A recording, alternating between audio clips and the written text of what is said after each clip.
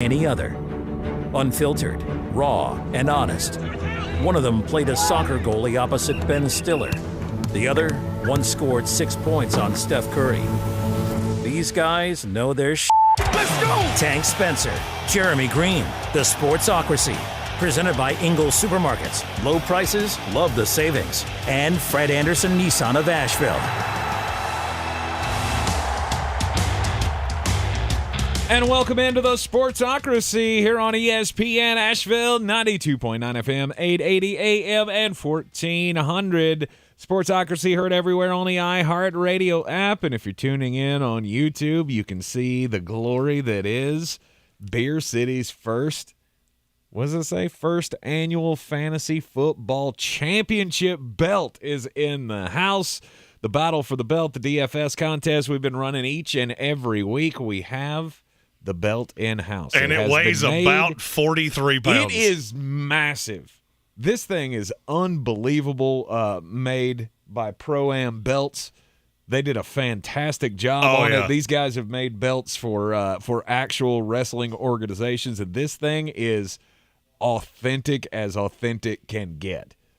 We had used them for events that I had done in the past, so I knew the guy.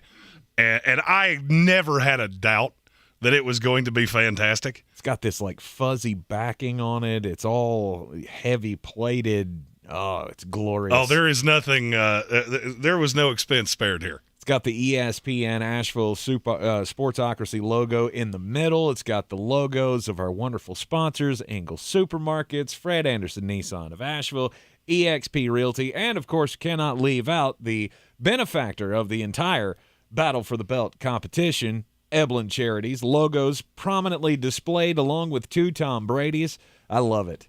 It is. And it will be proudly displayed everywhere I go for the next month. It's got 2 panels on it with goats. So I call it. And the year is superimposed over top of it. It's great. It's wonderful. It's awesome. We want everybody to check it out on the YouTube stream. If you're not subscribed to the YouTube channel, you should do that as soon as possible. Go to thesportsocracy.com, click on the live video link, subscribe to the channel. That gets you into the chat with us, and of course you get the alerts every time that we are live here in the Ingles Studio in the Sportsocracy. We got a lot to get into today. So I guess it's just opening drive time.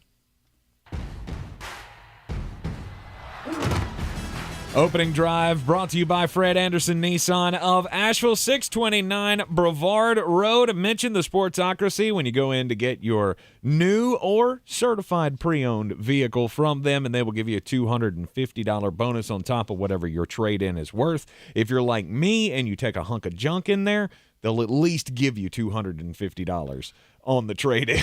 They have had me in a brand new 2023 Nissan Frontier this week, and I'm not going to lie, I have fallen in love with this truck. I've never been much of a truck guy. I had one. I never thought I would find one that I liked more, and now I have. It has all the bells and whistles, and I feel like I am driving the safest vehicle on the road. Indeed. 629 Brevard Road. Tell them the guys from the Sportsocracy sent you. The smack talk for the Battle for the Belt has already begun. Adam Black says you need to keep that thing in pristine condition. Don't get it dirty because he's got to wear it to preach in. I'm not going to lie. Outside of me, I think that makes him my favorite to win this. I would love to see this in a pulpit. Not going to lie. Yeah, we're going to do everything we can to try to keep the belt in-house, but obviously we want you to win. We want this to be I don't. I'll go ahead. Now that I have the belt, I want somebody other than you to win. I want me to win a lot. I know it's not going to be me, so I want somebody other than you to win it, so I don't have to stare at that every day. You don't want it prominently displayed here behind my head? I mean, while it is cool and all, I don't want you to have the bragging rights. I really don't. Well, I guess somebody's going to have to take it from me. Pry it from your cold, dead hands. The playoffs for the Battle for the Belt begin this weekend. You should have already gotten the links. The link will go out today. Okay, the link's going out today for the contest. Final 32. And now it's a 2-week playoff system where top 16 moves on to the next round. It's going to be great. Can't wait, and hopefully I will be able to take that baby home. It's winning time. It's what. See, I've been playing with y'all all year long, and now it's winning time. I'm going to beg to differ. A new week in the NFL kicks off tonight with Thursday Night Football, as you got the Las Vegas Raiders taking on the L.A. Rams. And please, I'm going to do that Jeremy Greene thing where he prayed for my team to lose to the Carolina Panthers when we went to Charlotte a few weeks back. I'm going to pray, please let Baker Mayfield start this game. Well, I'm not going to lie. If he doesn't play, there is absolutely no intrigue to this game whatsoever. And the Raiders will win by 11 jillion. And if he does play, there will be intrigue, and the Raiders will win by 11 jillion. Right. I mean, as a fan of a team in the AFC, come on, Rams. It'll really help me to knock off one more of those contenders. Normally you could mark your expectations on this game with Devontae Adams, Jalen Ramsey. But I mean, I look at this and I go, this is Raiders' advantage distinctly. Well, the Raiders in the last 2 weeks have realized one thing above all else. Plan A is Josh Jacobs. Plan B is Devontae Adams. And Plan C is revisit Plan A. Mm-hmm. That's exactly what you should be doing, too. I mean, look, we railed on Josh McDaniels. They don't even have the money to fire him. This franchise is, and look where we are. Yep. Not a very daunting schedule ending out here. Now, I don't agree with what I've heard from other pundits that a 9-8 team is going to make the playoffs in the AFC. I just don't think that's going to happen. Mm-hmm. I do think you have to get to 10 wins, which means the Raiders pretty much they have to run the table and maybe get a little bit of help. Mm-hmm. But they're still in it. They're still chasing down that playoff game, that playoff spot, which seems to be that's the place they're in every single year. Yes. And they're a team that I will go ahead and tell you I would not want to see in the playoffs. Mm-hmm. You fought too long, and you let them foe. And now they have foed to the highest degree. Right. And I'm telling you, they're not bad. That defense is the front four is scary. Mm-hmm. Whoever plays quarterback for the Rams tonight, T's and P's for you. Because I have a feeling you're going to meet Mr. Crosby and meet Mr. Chandler Jones a lot. Probably not going to go well. For the Rams tonight. And like I said, just please let Baker Mayfield start in this game. I don't care that even if John Wolford is healthy and ready to go, can he stub his toe before he goes out on the field and they go, we got to start Baker Mayfield? Because I just want to see how bad this can get. Does it actually change anything for you? Not really. I mean, they're still a horrible team. It's just, this is now one of those things that as Baker Mayfield goes, I want to see the people who are still on the Baker Mayfield's a thing bandwagon just continue to suffer over and over and over again. Do those people still exist? I'm sure do they all have the last name Mayfield? There are still people who clamor for Cam Newton every time there's an opening. So, yes, there are still people who think that the number one pick from, what was that, 4 years ago, can still be a thing in this league. 5 years ago. Because he's in his option year. Okay. Still, yes, there are people that still believe that. The difference between Baker Mayfield and Cam Newton is I have actually seen Cam Newton be very, very good MVP-level quarterback. Now, I only saw it once. It was only 1 year. Mm-hmm. But, I mean, this doesn't change anything. I can't really figure out why they did it. I'm going to say the same thing about the Rams as I said about the Panthers. Why? What is the point? We've seen him be bad. The line in Carolina was better than what the Rams are trotting out right now, fact or fiction? I would say fact. So I would say fact by a lot. The weapons he had in Carolina are better than what he has with the Rams right now. Yes, with no Cooper Kupp. So where is the expectation coming here that Baker Mayfield will save the season? I don't think that was an expectation. I mean, did you hear what Sean McVay said about it? No. Was that all Sean McVay has said was, look, we felt like we had a hole. You don't get a chance to get a number one pick on your roster for practically nothing. I mean, they got to pay $1.4 million to have him the rest of the year. he was like, this is obviously, he didn't say this, but I'm paraphrasing. Basically what he meant was, this is the best shot we have to be competitive. He is a living, breathing quarterback, and we needed one of those. Right, we don't need to be bad. We don't have any we don't have any reason to finish with the second worst record in the league because we don't have that pick. Nope. The Detroit Lions have it. Right, so we're going to keep trying to win games, and Baker Mayfield is, he's probably better than John Wolford. Maybe by just a fractional amount. Doesn't change a lot. No, you are already the worst Super Bowl hangover story in history. There's never been a team that won the Super Bowl and then the next year came out and looked this bad. And finished third worst in the NFL, which is where I think they're headed. The pick would be at 4 right now for the Detroit Lions. I mean, it got them quite a nice player in Mullet's 3-round mock draft that you will be seeing on Saturday. Bears fans and analysts are very happy about this right now because it gives them a chance to get the number 2 pick. Well, Chicago was going to get the number 2 pick anyway because they're not beating anybody. Well, but you're already, you've already won too many games. So this makes sure that the Los Angeles Rams won't be able to catch them. Is the thought? Yeah, I don't think that changes anything. Chicago, just keep doing what you've been doing. Let Justin Fields run around. That's cute, and keep losing games, which they will. No doubt. They're not going to win games all miraculously, but they're hoping that Baker gives a little bit of a lift, if you can call it that, to the third worst team in the league, and maybe they won't be able to chase them down. You got to look at the positive side of things. Oh, I don't. Right now, there is no team in the NFL that is more listless moving forward than the LA Rams. I would agree with this. That. This is a bad time to be bad and hopeless, which is what I see in them. Mm-hmm. And I'm not going to be surprised to see it all just come crashing down.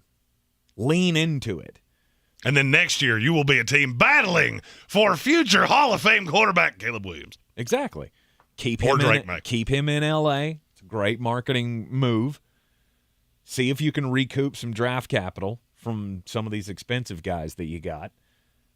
Because I could fully see a path where Matt Stafford ain't coming back. I could fully see a path where Aaron Donald goes, you know what? You remember that paperwork I filed to retire last year? Yeah, you let's still do got that in again. a drawer somewhere? Yeah, I just need to sign that, right? Yeah, why don't y'all just dig that up, and why don't you actually turn it into the office this time? Because, remember, that's the Rams got the paperwork and went, no, let's sit on this for a second. We'll see if we can get him to stay. Think he wants to hang around now? And Jalen Ramsey. Staring straight at that star cornerback, you can get something out of him. No doubt. You could trade him somewhere. He's only 28 years old. Mm-hmm. Trade him now, get some draft capital, and just start over from scratch. And gut the franchise. Absolutely. You got what you wanted out of this. Tampa Bay Buccaneers, L.A. Rams, both been in the same scenario the last 2 years. You got what you wanted. Now it's time to get the most out of this for the future. That's why I was saying around the trade deadline when the Tampa Bay Buccaneers were stinking on ice and still are, maybe it would be time for Jason Licht to figure out what he can do for the future. I know I got some backlash of, why would you do that? Why would you trade Chris Godwin? This is why. This is why. Because this is what's going to happen. Because you're looking into your future. Yeah. This is what's going to happen to this team. Now, thankfully, we haven't sent away all of our draft capital so that when we do stink, we'll have those picks. Yeah, but unfortunately, you're going to make the playoffs, which puts you at number 19 anyway. Yeah, but I'm already looking ahead to next draft. Not this coming draft, but the next one. Because then maybe we could get Caleb Williams. Maybe we could get Drake May. Who knows? You are in the Sportsocracy here on ESPN Asheville, 4 o'clock this afternoon. It is a Thursday. We'll have a Tar Heel time with Jones Angel, the voice of the North Carolina Tar Heels, to talk about Drake May. And I don't want to say that things are in shambles right now in Chapel Hill, but things ain't looking good. So we'll talk to Jones about all that coming up on the program at 4 o'clock. Stick with us. Don't let unused insurance dollars go to waste. Most insurance plans cover 2 dental cleanings and exams each year before expiring on January 1st. Maximize the dental insurance benefits you're already paying for and schedule your exam today with Asheville Smiles. Dr. Merrill's mission is world-class dental care through technology and research, so you'll get the most advanced treatment with the comforts of home. Schedule your exam now before the end of the year rush at AshevilleSmiles.com. You've got advanced prostate cancer, but you're not waiting around. You want straight talk, the facts about Orgovix. Orgovix Relagolix 120 milligram prescription tablets is a treatment for adults with advanced prostate cancer. Fact: Orgovix is a different kind of androgen deprivation therapy treatment, a pill, not an injection. Orgovix may cause serious side effects, including a heart condition called QT prolongation. Tell your doctor right away if you feel dizzy, faint, have a racing or pounding heart, or chest pain. Orgovix can cause harm to an unborn baby or miscarriage. Use birth control during treatment and for 2 weeks after Orgovix treatment. The most common side effects include hot flushes, increased blood sugar and blood fat levels, muscle and joint pain, decreased blood hemoglobin levels, increased liver enzymes, tiredness, constipation, and diarrhea. Other side effects include weight gain, decreased sex drive, and erectile function problems. Orgovix may cause infertility. Talk to your doctor if infertility is a concern for you. Go with Orgovix. Ask your doctor. For more facts, visit gowiththefacts.com.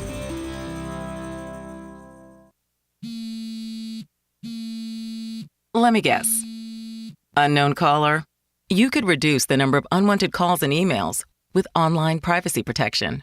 The latest innovation from Discover will help regularly remove your personal info, like your name and address, from 10 popular people search websites that could sell your data. And we'll do it for free. Activate in the Discover app. See terms and learn more at discover.com/online privacy protection.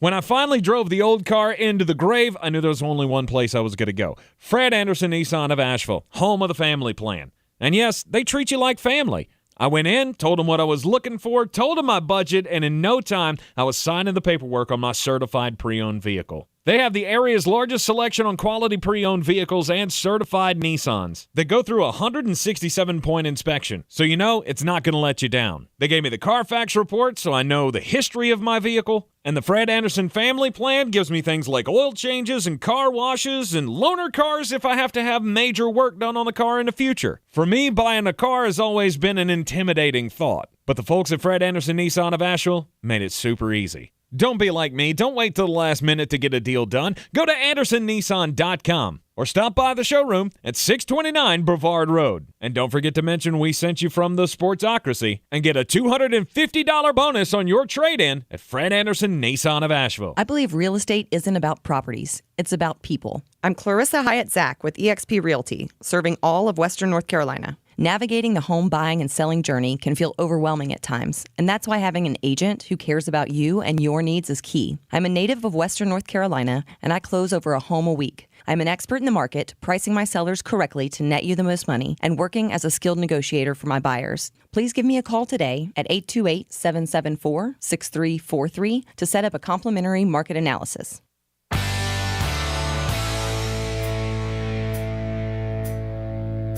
The Sportsocracy. Pull up your pants, take off the bra, and be a man!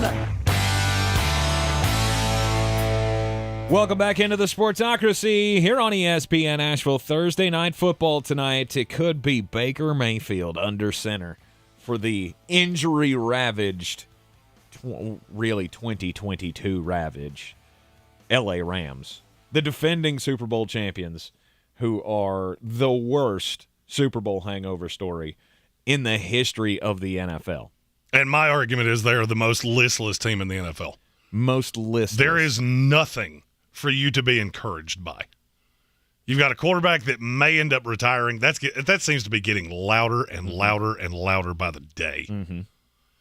And if Matt Stafford goes, wait, what do you have? This disgusting thing that you've been putting on the field all year. Yeah. And what's it going to look like next year? What will it look like next year if you get, you don't make the moves? Okay, great. Aaron Donald comes back. No trade of Jalen Ramsey. You have no quarterback. You have no way of really getting a quarterback. Are you going to see something in Baker Mayfield that you're going to give him a go? next year as the starter coming out of the offseason? That would strike me as we call the Jets and go, hey, how do you feel about Zach Wilson right now? And now that you got future Hall of Famer Mike White as your starter moving forward. Right. I mean, we talk all the time about bad jobs, whether it be in the NFL or whether it be in college football, and we always, Jeremy, you always use the same term. Who wants that job? Well, who wants that has options to stick around in L.A. for whatever this is going to be? They all have options. Aaron Donald's got options. Matt Stafford's got options. Sean McVay has options outside of the L.A. Rams. See, and that's the problem. I feel like if one were to go away, the rest would be fleeing for the exits. Mm-hmm. And I don't know who's going to be the catalyst for this. Something tells me that it's going to be Aaron Donald. End of the season, Aaron Donald's going to announce that he's retiring. Wouldn't shock me. And then it starts of, oh, God, here we go. Now we have to come up with a plan.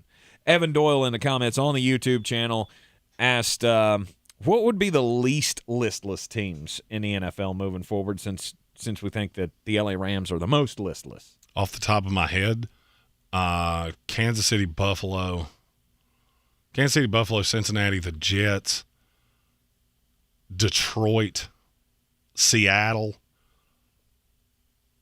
That would be on the high side.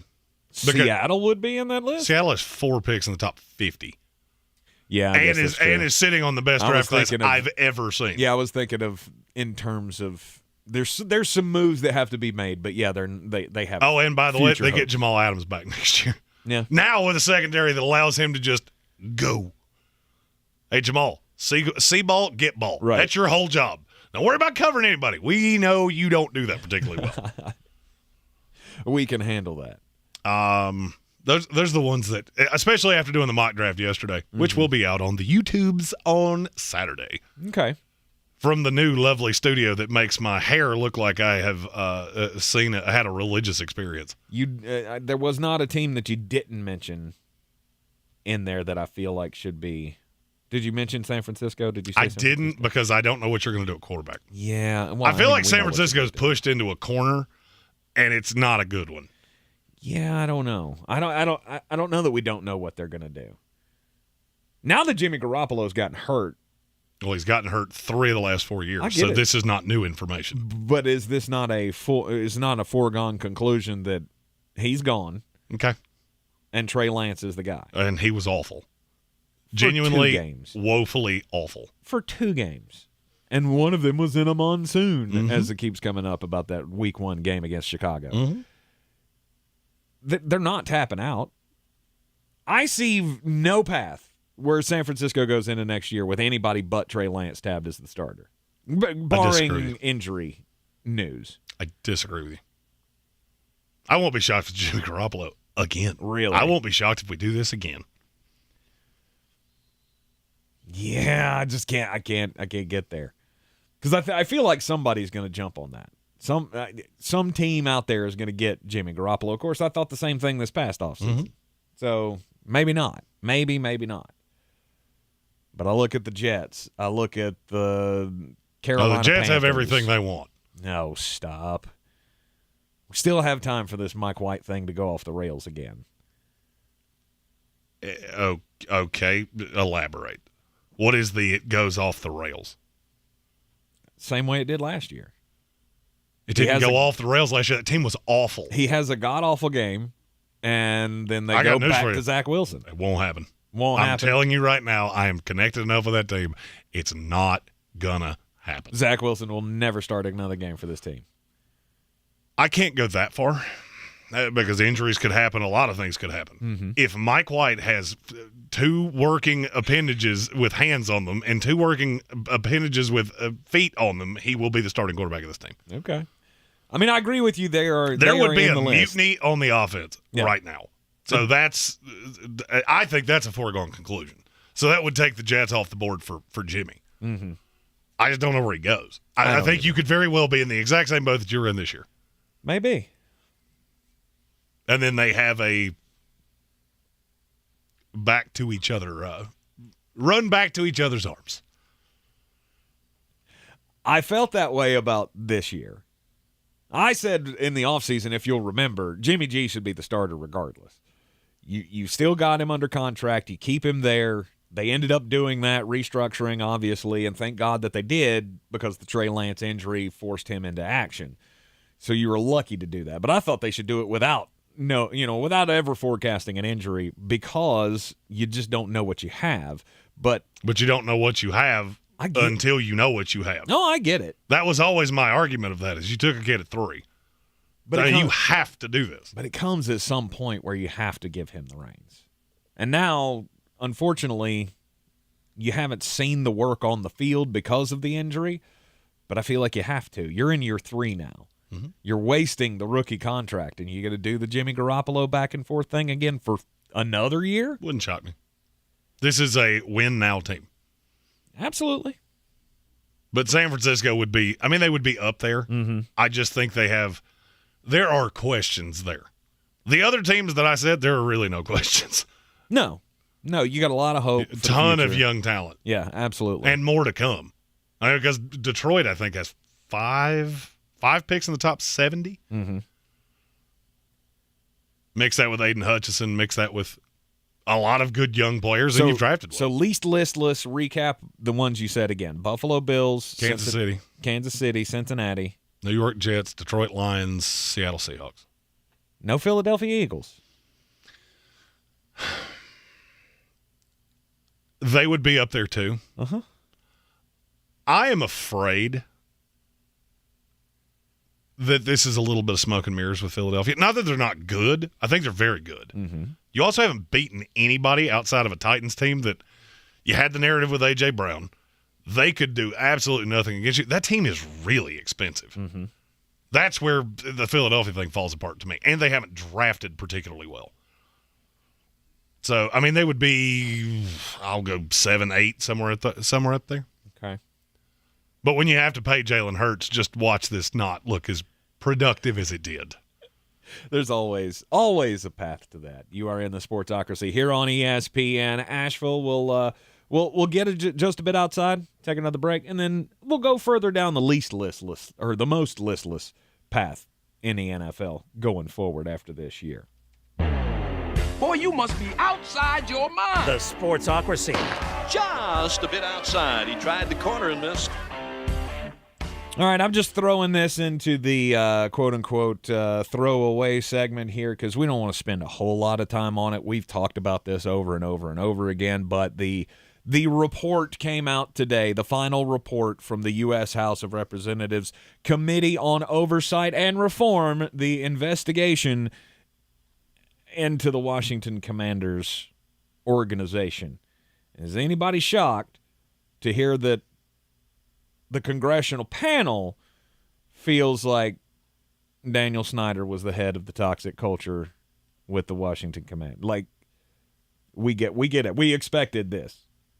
There was no real new information that came out today from this report, I don't feel like. The one takeaway that I did have from this was something so the fine, the $10 million fine that the NFL handed down to the Commanders, I didn't realize that got split. There was $5 million paid to the league from the team. The other $5 million of that $10 million fine was the team was allowed to give it to like 22 local charities in Washington, straight from them. So now they get to write that off on their taxes.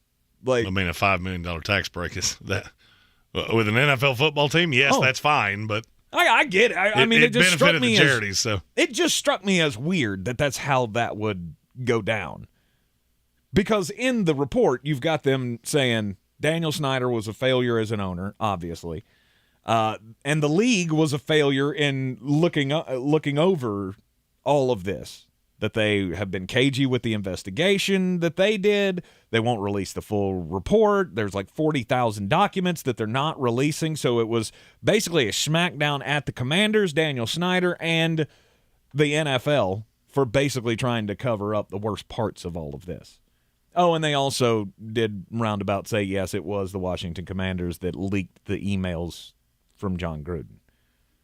Shocker. Shocker of shockers. I'm stunned. And now it implicated only one person, and it was somebody that didn't work in that organization. Right. And now, I wonder where that came from. And now none of this means really anything. I mean, in the grand scheme of things, you have this final report out there, so you can have one more piece of evidence to point to and go, this is bad. But nothing really actionable can come out of this. Like the congressional committee can't recommend that the Washington Commanders fire Daniel Snyder or that the league unseat him or any of that. Well, you can't fire the owner. No. Look, I live by a very simple creed that Ronald Reagan taught me when I was but just a boy. 9 scariest words in the English language. I'm from the government, and I'm here to help. Indeed. Weird. Every time they get involved, nothing comes of it. Mm-mm. Maybe you have more important things to deal with that you're way better at. Maybe. Just a thought. Speaking of people that are not very good at the job that they have been tasked with, the Stanford Cardinal are down to 2 finalists for their job. One of them, Sacramento State head coach Troy Taylor. Okay. Very hot young candidate in the cycle. Got his I don't remember, the Hornets, I think. Mm-hmm. They're 12-0 in the FCS playoffs. Things are going tremendously well. He would be a great hire for the Cardinal. That's not why I'm telling the story. I'm telling the story because the other finalist is old Happy Clap himself, old Jason Garrett. Oh, wow. I have never wanted something more than the Red Rifle to lead the Stanford Cardinal. Can you imagine him going into a living room? There is nothing memorable about Jason Garrett. No. You forget him 4 seconds after he walks out the door. And now you're going to task that guy with one of the hardest jobs in Power 5 football. What, because he went to Princeton? Yeah. Is that the whole allure here, is that he is an Ivy League guy? Yeah, he understands the culture that surrounds an academic institution playing sports. I kind of get it. I mean, does he have any collegiate coaching experience? Has he ever coached in the league? I think a long time ago. Or in college? I think he might have done something a long time ago, not long after he retired. Okay. But no, that's when he went to the high school, didn't he? Didn't he go to some high school? He did go to a high school. I'm thinking there might have been something with a college. I can look it up in the break. He was the OC at the high school for some reason? I have to say this, and it's the only way that I can equate this. Going from David Shaw to Jason Garrett would be the equivalent of wrecking your Maserati, and now you drive to work on a pogo stick. You went way too far the other direction. Please do it. He's please. Just a figurehead. I don't ask for much. I'm a simple He's just man. a figurehead, and he's the best name they could possibly get. Oh, yeah, in the Pac-12, Colorado just hired Deion Sanders. But we got that guy that does this a lot. Yeah, that's an easy sell.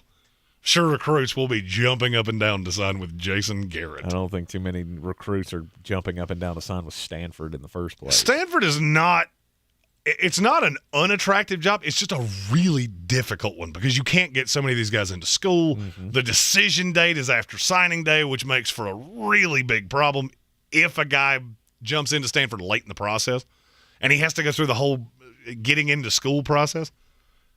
It can be done. It just can't be done by Jason Garrett.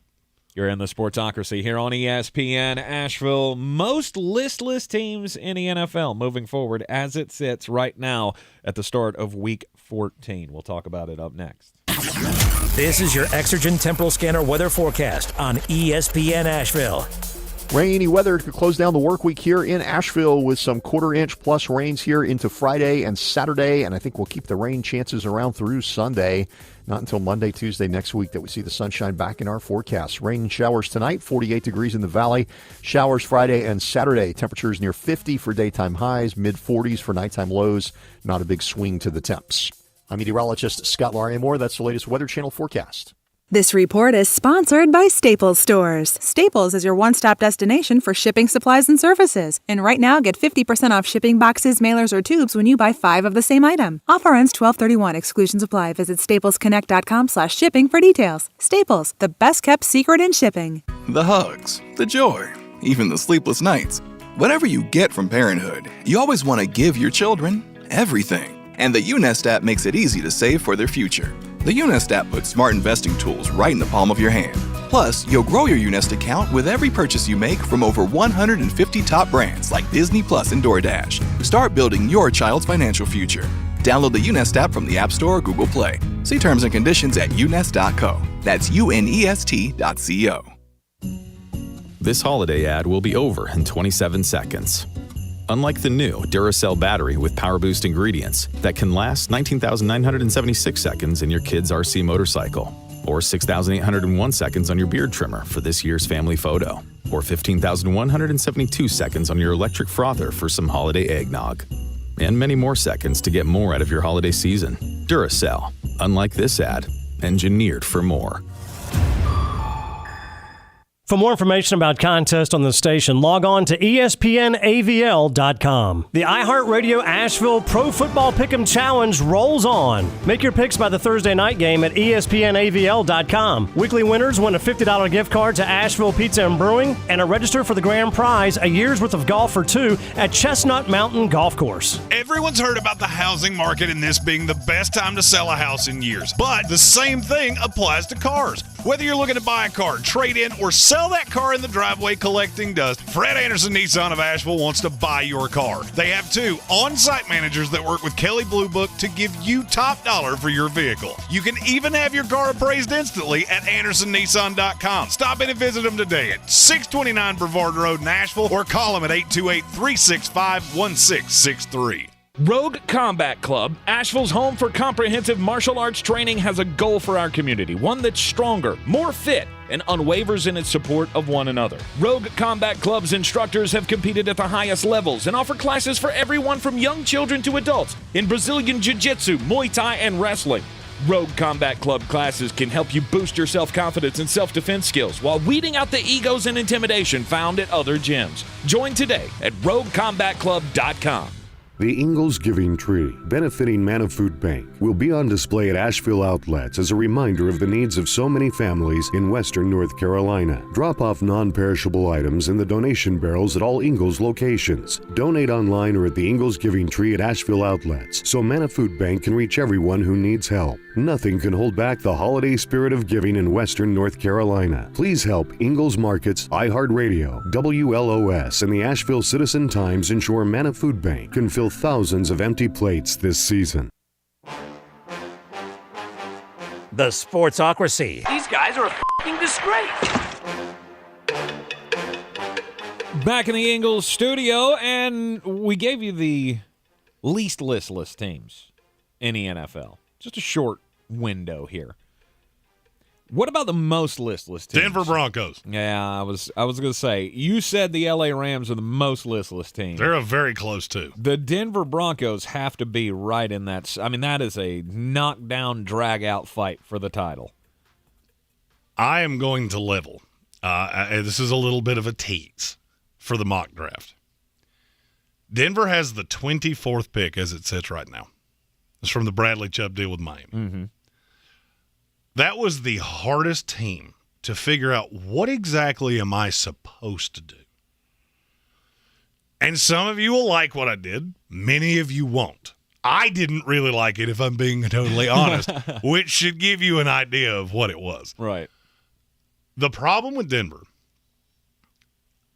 I don't feel like there's a huge difference between the Rams and the Broncos. Because here's what where Denver made their mistake, and I heard Greg Cosell say this earlier today, and it's the best way I've ever heard this explained. I'm not telling you that Russell Wilson is not a good quarterback. He's a very specific brand of football kind of quarterback. Ryan Tannehill comes to mind. Why was Ryan Tannehill so bad with the Miami Dolphins? Because they asked him to do things that he can't do. You get him on play action, 1, maybe 2 reads, make an accurate throw, which is exactly what Geno Smith is doing right now with Seattle. It's exactly what Russell Wilson did too. And he had feet that allowed him, when a play broke down, to do good things. Right. The problem is now you have miscast him in this Nathaniel Hackett, Aaron Rodgers system.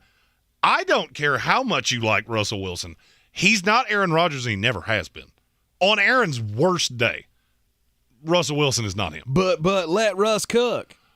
That's all we heard for years and years. Now Russ is cooking, and he's burned the house down 3 or 4 times. Yep. Now, I do feel that a new coach that runs that kind of system could bring something good out of Russell Wilson, which is why I'm almost tempted to say the Rams are more listless than them, because I don't know where you turn. You're out of money. You have no capital. But you got a couple high-end players, and none of them's value is as high as it was a year ago. Mm-hmm. I mean, Jalen Ramsey, you mentioned that in the last segment. Be real honest with yourself. What would that even get you? 2? Roquan Smith got a 2. Try again. Roquan Smith, who is without a doubt the best player in the league at his position. Mm-hmm. Now, granted, it's not as valuable of a position as corner. There are people that think Jalen Ramsey's not in the top 15 in this league at corner. I mean, I think it's a 3, maybe a conditional 3 at best. Mm-hmm. That's not turning this franchise around. Now, Aaron Donald is worth a lot. The problem is, I don't know how committed he is, and teams around the league would worry about that. 100% they would. So, and you know what? As I've sat here and done this, I've talked myself into it. The Rams are more listless than the Broncos. The Broncos at least have talent. This is almost going to be like unlocking a safe. If you ever watch one of those old crime movies where they put the stethoscope up to the safe, and you can only do this one way, yeah, that's kind of how I feel about Denver. You have to listen. But if you the get clicks. the good safe cracker, you get the coach that fits all of these things, you could be good-ish. Okay, we got the L.A. Rams at 1 on the most listless teams list. We got the Denver Broncos at 2. New Orleans Saints. Not Chicago Bears? I'll get to them in a second. Okay. New Orleans Saints. You have no first-round pick. You have no quarterback. And your coach, I'm afraid, has taken a blow to his head because he has forgotten how to do what got him into this league. I just don't find that to be a very attractive job. I mean, yeah, you've got a receiver in Olave. Who do you have throwing to him? How are you going to replace Andy Dalton and Jameis Winston? What do you do with Taysom Hill? There's just a lot of questions with New Orleans that I don't have a good answer to. Well, I feel like Taysom Hill's irrelevant. I mean, we've already seen he's not paid like he's irrelevant. What's he making, $8 million? I want to say it's 10. Wasn't that the tight end deal? Whatever it was, it went from if he plays quarterback, he could make $25 million. If he plays tight end, then he could play and make 8 or 10 or whatever it is. Well, I mean, this is still you're a team stuck that's with that deal. Well, I mean, this is a team that's still in cap hell. Mm-hmm. Has been for years, and that's the reason that you've been trying to Band-Aid the quarterback position. Right. Another team that winds up with a quarterback in the 3-round mock draft. It's just probably not the one that you think. As they should. As good as the defense is, though, the quarterback issue is that bad. Yes. With the New Orleans Saints. Then I would say there's probably 3 more that I put all in vaguely the same pot. Okay. Houston Texans, Chicago Bears, Arizona Cardinals. 2 of you have quarterbacks that you're committed to that will never win squat. Right.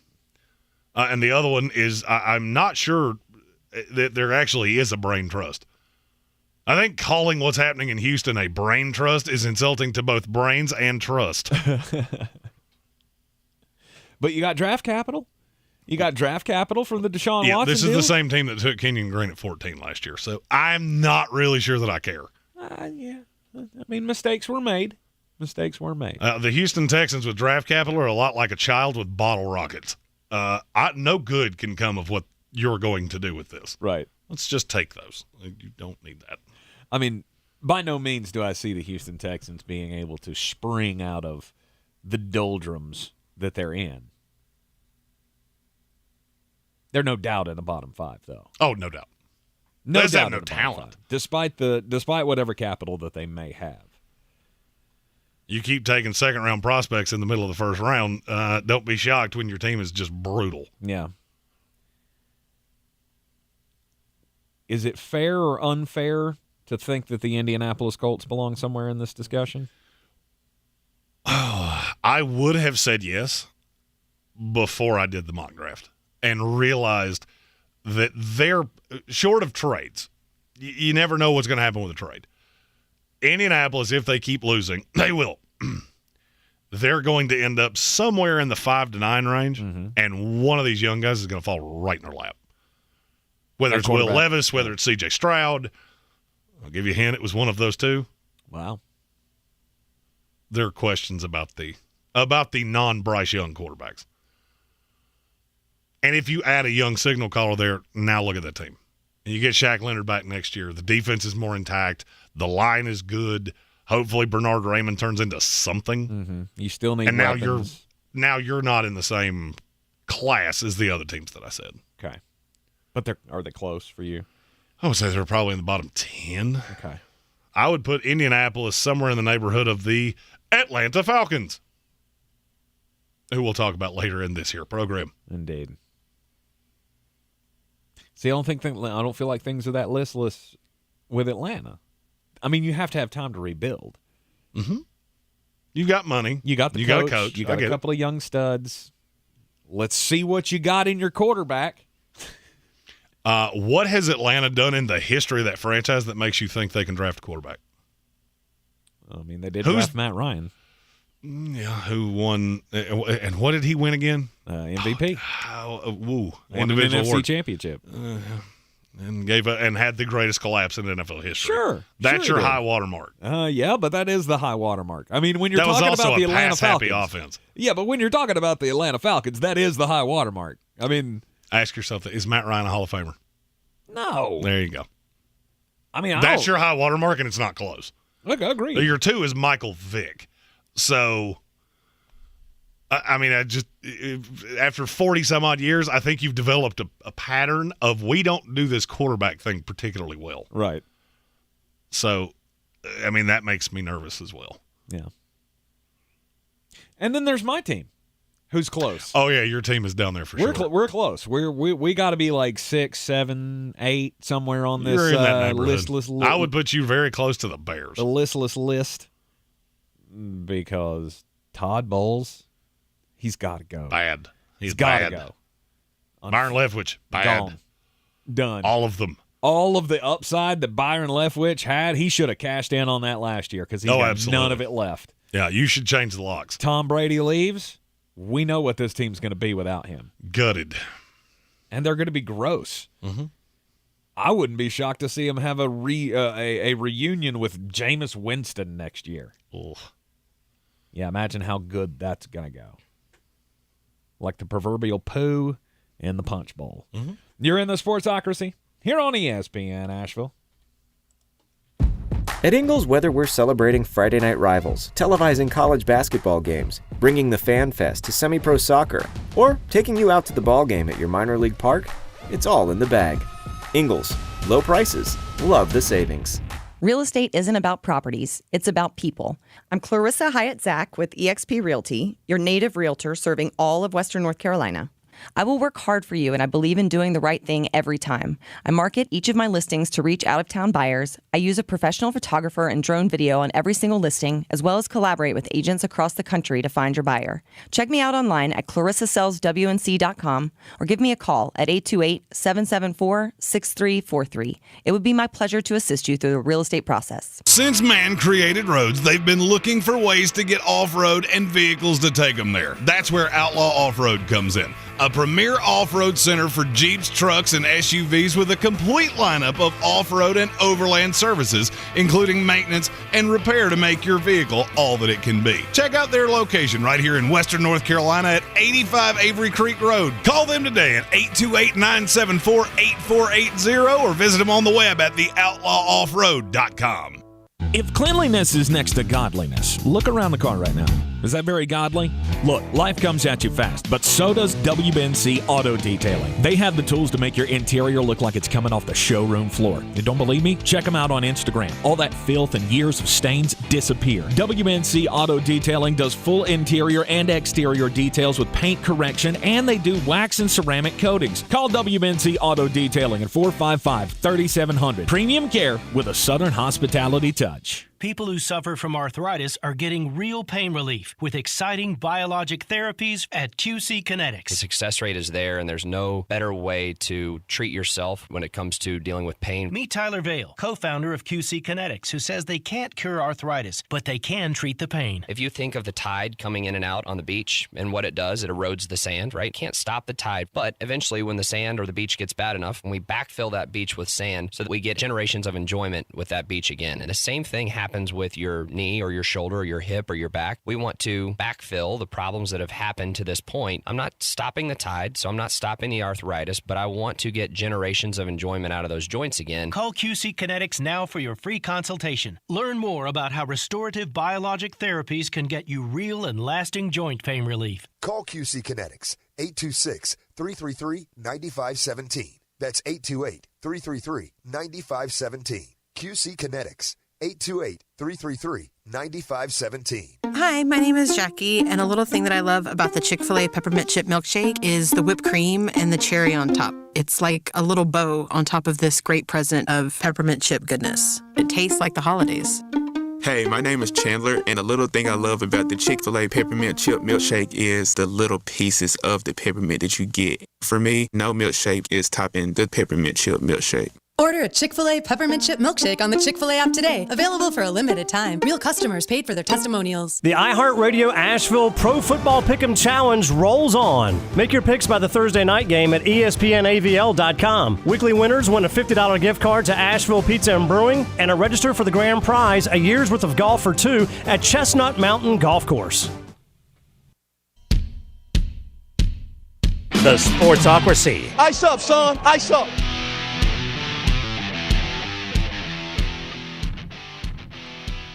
Most listless, least listless. We have a couple of those teams that are going to be facing off. Some at the top, some at the bottom of that list this weekend. Frankly, the 49ers and the Buccaneers, one of those games. Seahawks and the Panthers. That's another one of those lopsided matchups, at least for this year. And you got the Cowboys and the Texans. Have you seen the line on this game? 16.5. I mean, big numbers are hard to come by in the NFL. I mean, is Vegas drunk? Have you seen the consensus number? It's up to 18. That's insane. And I would take Dallas. Really? I would take Dallas. Dallas to cover the 18. I mean, after they just absolutely blistered Indianapolis this past week, right? Well, I mean, in the fourth quarter when they turned the ball over 84 times. Exactly. I mean, that's where I come back with this Dallas team. Like, I get that you put up a big, flashy number. You put up 54 on Monday Night Football or Sunday night or whatever. Congratulations, but that was a close game. That was a much closer game than it should have been. This is more of an indictment on the Texans. If you think this number's big, do you know who they play next week? The Kansas City Chiefs. Oh, that'll be fun. That could be a 3-touchdown spread. And it wouldn't shock me in the least. Right. They're just so bad. I feel like you have to go down like the annals of history to find lines that big. There have been a few. And it usually is about this time where you've got a team with no talent that's tapped out. Mm-hmm. I mean, they're going back to the Giraffe, Davis Mills. It kind of tells you everything you need to know. Right. And I'll be honest with you, if Kyle Allen was playing, I would feel better about taking the Cowboys side of this number. Hence why Davis Mills is playing. Right? Yes. It feels like a lot. Although, big positive news for Dallas this week, Tyrone Smith, he's back. He's back at practice. And does that change anything for you with the Dallas Cowboys? Not really. No? I mean, this line's been good anyway. He'll probably be hurt again in a week. Yeah, maybe. Maybe not. Maybe this is Tyron coming back, and this solidifies their threat to the Philadelphia Eagles. I do love that they put out the Odell Beckham news, and Jerry didn't even try to hide it. Like, nope, we won't be doing that. No. Well, I feel like that's what you have to do. You can't be cagey about it any longer. There comes a time where you have to be completely open and honest. And if it just goes through the backdoor channels and you don't hear much about it, and then all of a sudden either one, time goes by and nothing gets done, or two, you just leave it out there. Oh, you're going to hear something on Odell. I won't be shocked if it's before the kickoff of the games this week. Mm-hmm.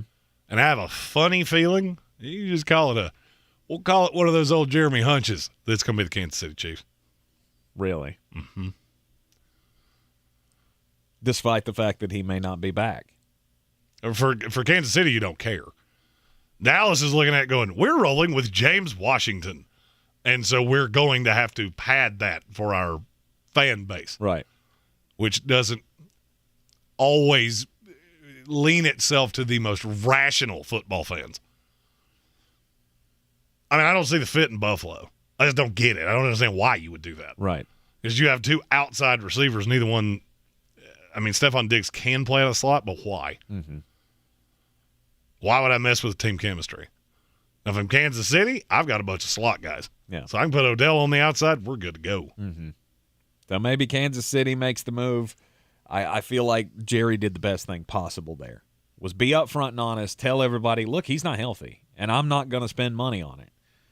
He's the best thing he could have done. I mean, I still have hopes for the Dallas Cowboys, but I don't really know what that means. When I say I have hope for them, what does that mean? Going to the NFC Championship game and getting handled by the Philadelphia Eagles? Because you're not, I mean, I don't see you as a Super Bowl team. I don't either. But maybe I'm wrong. I've been wrong before. No one would be shocked. Unlike Tar Heel fans who are in a state of shock right now. Or at least you should be. After what has transpired on the basketball court and on the football field over the last 3 weeks, and now you got all the transfer news, Phil Longo no longer going to be with the program. He's going to Wisconsin. We'll talk about it up next with the voice of the North Carolina Tar Heels, Jones Angel, on Tar Heel Time. This is your Exergen Temporal Scanner weather forecast on ESPN Asheville. Rainy weather could close down the work week here in Asheville with some quarter-inch plus rains here into Friday and Saturday, and I think we'll keep the rain chances around through Sunday. Not until Monday, Tuesday next week that we see the sunshine back in our forecast. Rain and showers tonight, 48 degrees in the valley. Showers Friday and Saturday. Temperatures near 50 for daytime highs, mid-40s for nighttime lows. Not a big swing to the temps. I'm meteorologist Scott Larimore. That's the latest Weather Channel forecast. This report is sponsored by Friday Health Plans. Friday Health Plans is designed for people who buy their own health insurance, with benefits like unlimited $0 primary care and mental health visits. Get a quote at FridayHealthPlans.com and see if you qualify for $10 insurance. All plans issued by Friday Health Plans of North Carolina, Inc. Finding great candidates to hire can be like, well, trying to find a needle in a haystack, but not with ZipRecruiter. Its powerful technology actively finds and invites qualified candidates to apply to your job. So while other companies might deliver a lot of hay, ZipRecruiter finds you the needle in the haystack. See why 4 out of 5 employers who post a job on ZipRecruiter get a quality candidate within the first day. Try ZipRecruiter for free at ZipRecruiter.com/free. That's ZipRecruiter.com/free. Mattress Warehouse, your warehouse full of solutions to every sleep problem this holiday season. For a limited time on select items, buy a bed, get a second bed free. Get next day delivery and 0% interest financing. Only at Mattress Warehouse. Don't you wish your life came with a warning app? That dog does not want to be petted. Well, life doesn't always give you time to change the outcome, but prediabetes does. Take the 1-minute test today at doihaveprediabetes.org. Brought to you by the Ad Council and its prediabetes awareness partners. From the Ingles Studios, this is ESPN Asheville, WPEK, W225CJ Fairview, WMXF Waynesville, and iHeart radio station. This is SportsCenter. I'm Christine Lisi. Russia has freed WNBA star Brittany Griner in a dramatic high-level prisoner exchange, with the U.S. releasing a notorious Russian arms dealer. This ends Griner's 10-month detainment imprisonment in Russia on drug charges. According to ABC News, she could arrive in San Antonio either tonight or tomorrow morning.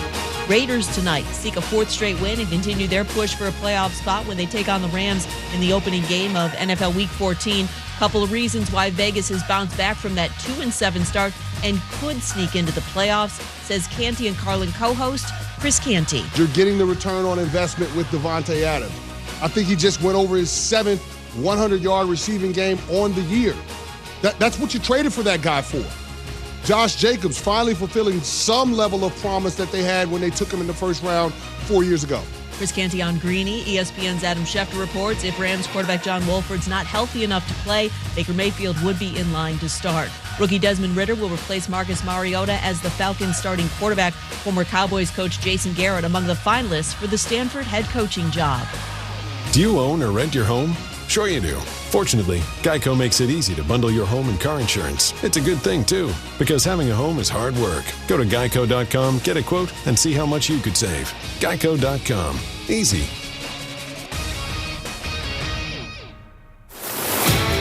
He's a degenerate gambler. You are a smelly pirate hooker. And he's cheaper than oxygen. He's useless. But somehow, they make it work. Jeremy Greene, Tank Spencer. There's no holding back in the Sportsocracy, presented by Ingles Supermarkets and Fred Anderson Nissan of Asheville. It is the Sportsocracy here on ESPN Asheville, 92.9 FM, 880 AM and 1400. The Sportsocracy heard everywhere on the iHeart Radio app, and we are seen everywhere on YouTube. Download the iHeart Radio app on your phone. You can get the YouTube app on your phone, and then you can just fight with yourself on whether or not you want to look at our ugly faces today, or if you just want to, soothe your nerves with the calm sound of our wonderful voices. I love how every time you do that, you turn into an NPR host. I mean, you gotta, it's all about what they call in the business stroking the fuzzy. I've never heard that. Put your audience at ease. Soft tones. I have never heard that term, and there is nothing soft about my tones. No, there is not. There is not. The battle for the belt came in today. It is glorious. It is glorious. Here, I got it. Tank has used every reason humanly possible to tote this thing around. I mean, I just want to touch it. I just want to throw it over my shoulder and just I can't hold on to it long though because I got to do other stuff with my hands while I'm over here. So, but the belt, it's here. And this is the only time that I'm going to get to touch it or wear it. Correct. So I'm going to take advantage of every opportunity to do so. Correct. Get in on the well, if you made the finals, get in. I was about to say, you keep saying that. There's no getting in. No, but it's you have either gotten in or you have not gotten in. And if you have not gotten in, then there will be no getting in. But we will have the official standings out later today. We had to do all of the finagling and make sure that we didn't miss anything since we had duplicate contests more than once. But we got all those things resolved, and we will have the standings out later today. Yes, indeed. Play with us this weekend. We got 2 weeks until it all gets cut down to the final 16 to who will take home the first ever Beer City's Best Fantasy Football Player Championship belt that is now in-house here in the Ingles Studio. It is 4 o'clock on a Thursday, and that means it's time for Tar Heel time with Jones Angel, the voice of the North Carolina Tar Heels. And Jones, to put it in the best way possible, we've had better weeks. Yeah, it's been a tough stretch here for the Tar Heels for sure.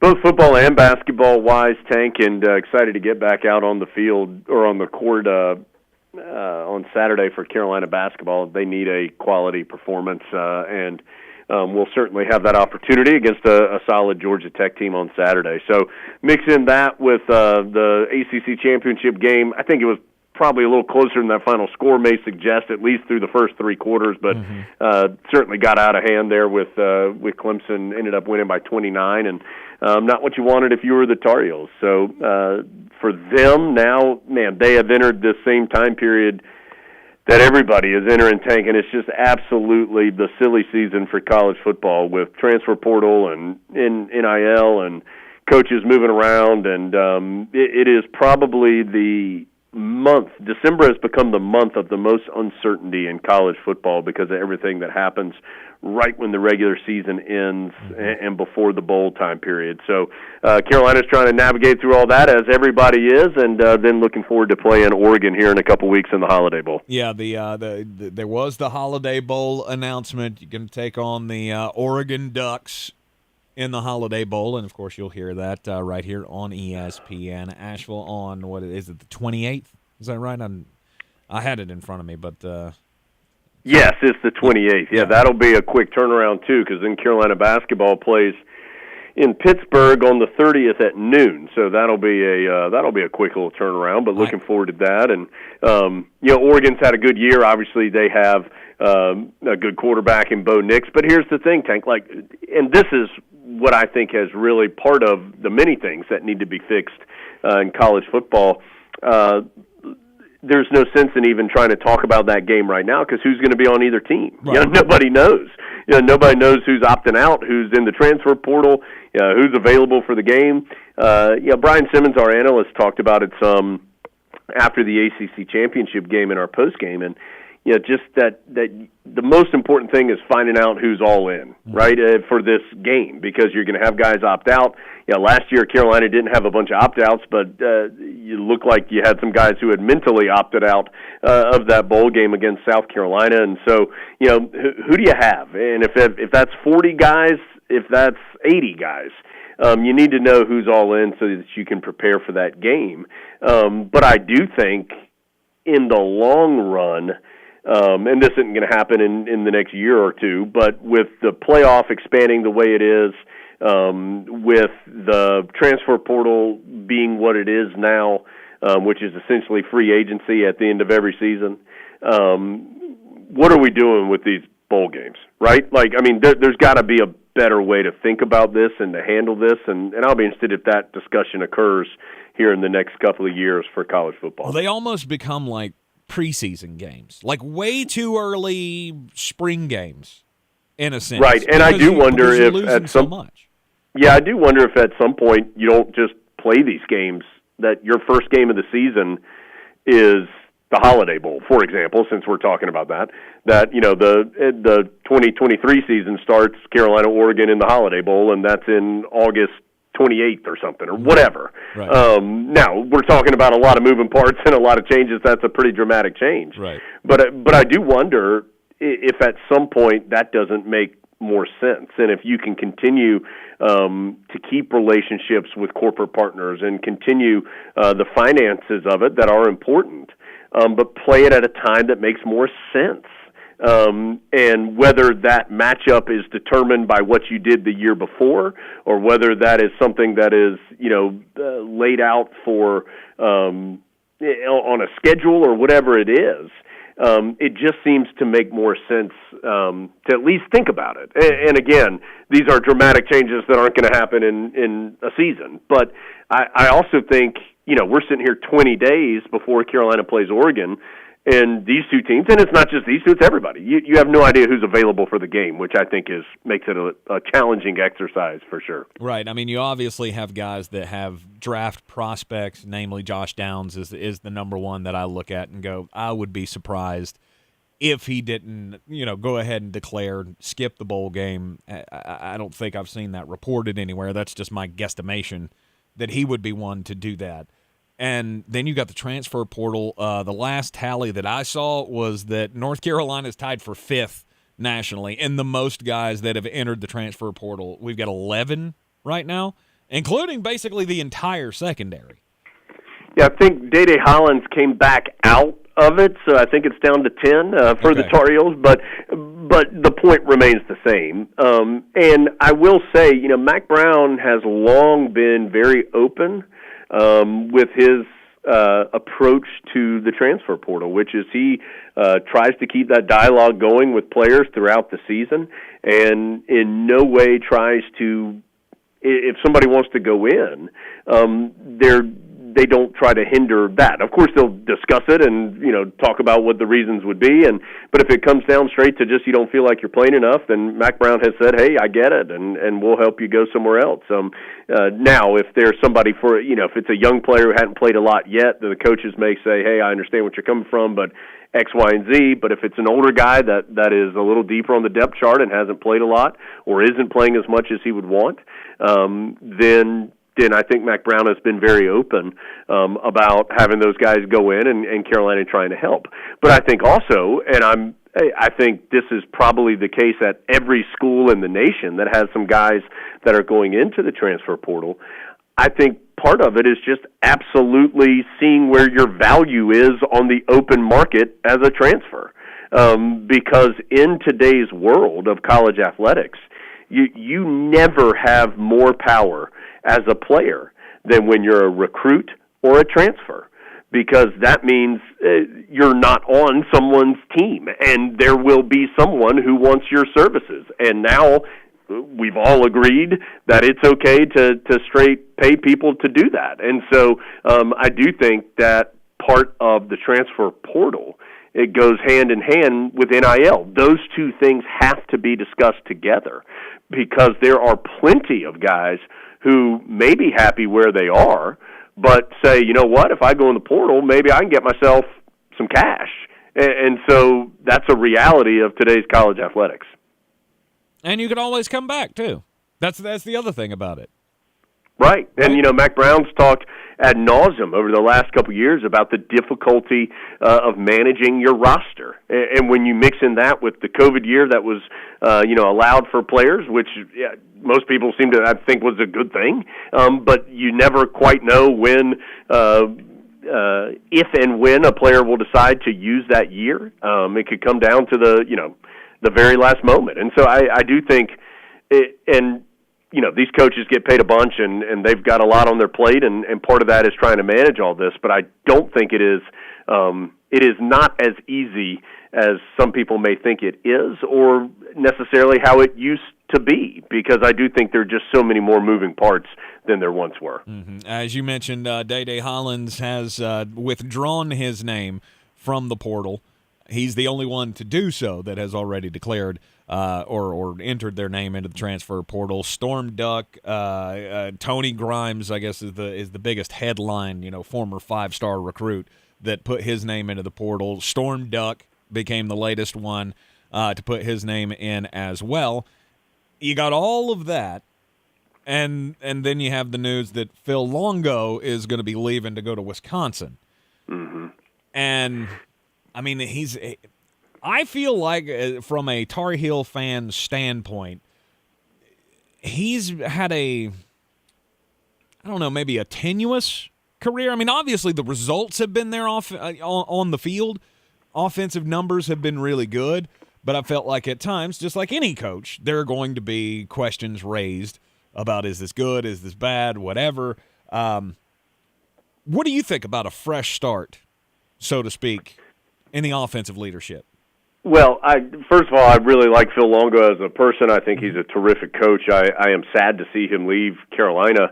And I think the numbers speak for themselves. If you're looking at the most effective offenses for Carolina as far as moving the football in the history of the program, all the last 4 years, coming into this season, the number 1, the number 4, and the number 5 all-time seasons in Carolina history as far as yards per game have all been since Phil Longo was Carolina's offensive coordinator. And this year's, if it ended right now, I think this year would either be number 2 or number 3 all-time in Carolina history. So it's hard to argue with the results as far as moving the football. Now, as with anything, you can nitpick it and discuss some finer details as well. Certainly, the Tar Heels struggled in the red zone dramatically over the last 3 games of this season, the 2 final regular season games, and then in the championship game. And that was a big reason why the Tar Heels didn't win those games, were the struggles in the red zone. So that can be discussed. There's plenty of things to be discussed. What I do think is that Carolina's losing a terrific coach, but the Tar Heels have the opportunity to get another terrific coach. They'll be able to find somebody that they feel good with. Carolina's an attractive position, and you've got a really good quarterback who will be leading that offense. So certainly those would be attractive things. To me, Tank, the bigger story here with that is it's a reality check of something that's coming for everybody who is not in the Big Ten or the SEC. And that is that you don't have nearly as much money as they do. And at some point, that money is going to show up. And so let's say, and I have no idea what Phil Longo's salary at Wisconsin is going to be, but if Wisconsin offered him, let's just say, 2 to 3 times more than he was making at Carolina, what would you do, even if you liked it? But if Carolina can't match that number, that it becomes a business decision, and I think most people would make that business decision of making 2 to 3 times more money. And of course, there's a bunch of other stuff involved. That this is just, we're kind of boiling it down to the very basic level here. But that is going to continue to happen for everybody who is not in those 2 conferences, and that is an issue for everybody else until those finances that financial gap can be closed. I remember what hit me in the face with this discussion, Tank, was LSU baseball last year in the middle of the Major League Baseball season hired the Minnesota Twins pitching coach to come be their pitching coach. I remember that, yeah. And I thought, oh my God, if they have if what they are able at LSU to pay a pitching coach is going to be able to entice him to leave a major league job in the middle of the season, then everybody else better watch out. So that to me, this is an example of what is going to happen. And it's not just going to happen at Carolina. It's going to happen to any school that is not in those 2 conferences. And so something's got to change if you're Carolina, or if you're somebody in the Big 12, or if you're somebody in the Pac-12. It's going to have to change, or this is going to continue to happen, because the finances are too dramatically different between those 2 conferences and everybody else. Right. And Tank, that goes to coaches, and that goes to the transfer portal as well. Because let's be honest, you're not supposed to use NIL as a recruiting inducement. Let's be honest. Do we think that's happening? So it will be an issue with players and coaches and facilities and everything else you can think of as we move forward. Speaking of moving forward, let's talk some basketball real quick before we let you go. Obviously, like I said at the start of the interview here, it's been better. It's been better times. 4 losses in a row now for the basketball team. Dropped out of the top 25. What is the focus right now to try to stop the bleeding here as we head into the game on Saturday against Georgia Tech? You know, I will say I was encouraged by Carolina's last 8 or 10 minutes in the game against Virginia Tech on Sunday. They finally looked like the Tar Heels for the first time in a while. The first 30 minutes were as poor execution and effort that Carolina's had. And so I think had the game stopped right then and you and I were talking, I'd probably feel differently than I do, because I think we can agree that Carolina is better than its record may suggest right now, and that the Tar Heels are working through a couple different things. There were some very unique circumstances, I think, with these games, with the travel, with that 4 overtime game, that with the injuries. You know, Baker not playing obviously has a big affected the result of that game dramatically, or at least Carolina's chance to win it. So there were some unique circumstances which are added with not good enough play. I mean, that's the Tar Heels haven't played well enough. And so I do think the combination of those 2 things have aided in this stretch maybe looking more dire than I think it actually is right now for Carolina. Now, having said that, the Heels have to play better, and they've got to start winning some games. You can take but so many blows throughout this stretch before you're not getting off the mat. And so the Heels need to win. They need to win Saturday. They need to win on Tuesday against the Citadel. And then they have 2 huge games on neutral sites against Ohio State and Michigan. That'll be crucial for Carolina's resume, for the Tar Heels to get some quality wins against quality teams, and for them to just have a little bit of momentum heading into conference play exclusively after that. And so this is an incredibly important stretch for the Tar Heels. I do think they found some things in that Virginia Tech game that can help them. Hubert Davis talked some on Monday night about the potential about having a little bit more pressure and trapping defensively, about the potential of playing three guards together with Trimble, Love, and Davis on the floor.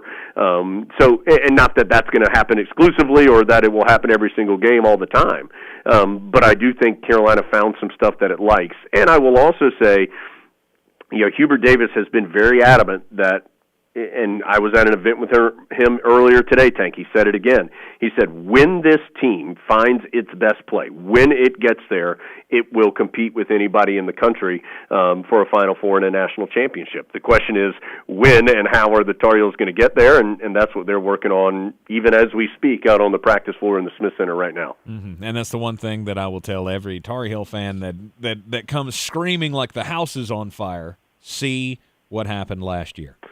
Well, one thing I will say, and we have a very limited sample size because Hubert Davis has coached one season and now 9 games in this season. He, to me, one of his strengths from last year was his adaptability on the sideline. And if something wasn't working, the Tar Heels stopped doing it. And if something did work, then he made sure that he found ways to get Carolina to that position to use that to their advantage. Whether that's specific sets, whether that's general philosophies in play, whatever it is.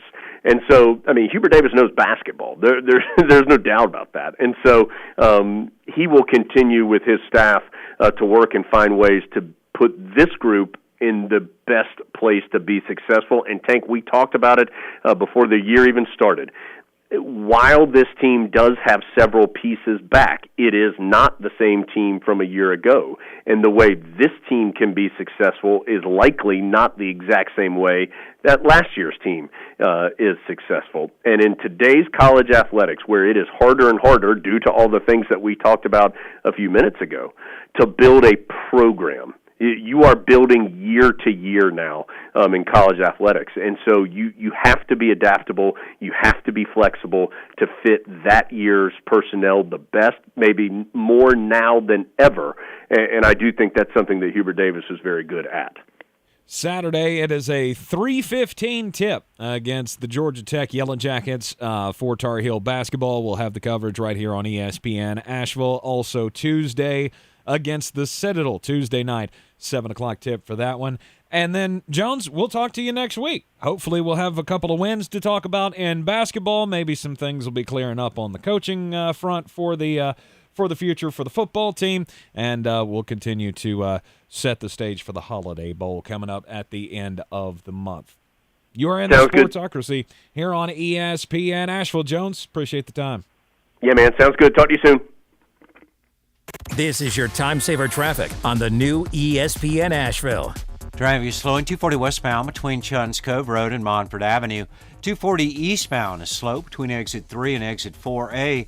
26 westbound slowing between Hendersonville Road and the Blue Ridge Parkway. 26 eastbound delays between the French Broad River and Airport Road.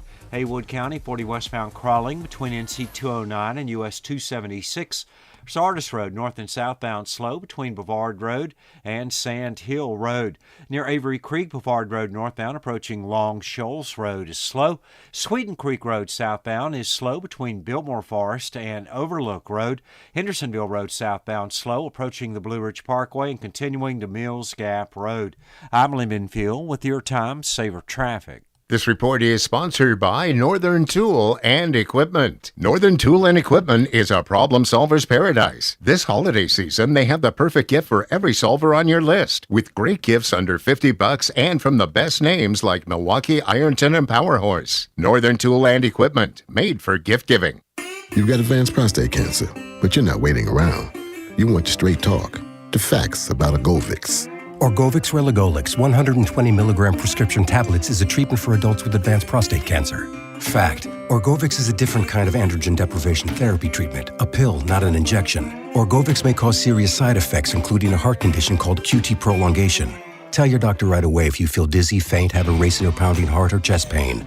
Orgovix can cause harm to an unborn baby or miscarriage. Use birth control during treatment and for 2 weeks after Orgovix treatment. The most common side effects include hot flushes, increased blood sugar and blood fat levels, muscle and joint pain, decreased blood hemoglobin levels, increased liver enzymes, tiredness, constipation, and diarrhea. Other side effects include weight gain, decreased sex drive, and erectile function problems. Orgovyx may cause infertility. Talk to your doctor if infertility is a concern for you. Go with Orgovyx. Ask your doctor. For more facts, visit gowiththefacts.com. Try great tasting Ensure Max Protein with 30 grams of protein, 1 gram of sugar, and nutrients to support immune health. Those who tried Ensure Max Protein reported feeling more energy in just 2 weeks. For more information, including consumer survey details, please visit Ensure.com. Everyone's heard about the housing market and this being the best time to sell a house in years. But the same thing applies to cars. Whether you're looking to buy a car, trade in, or sell that car in the driveway collecting dust, Fred Anderson Nissan of Asheville wants to buy your car. They have 2 on-site managers that work with Kelley Blue Book to give you top dollar for your vehicle. You can even have your car appraised instantly at AndersonNissan.com. Stop in and visit them today at 629 Brevard Road in Asheville or call them at 828-365-1663.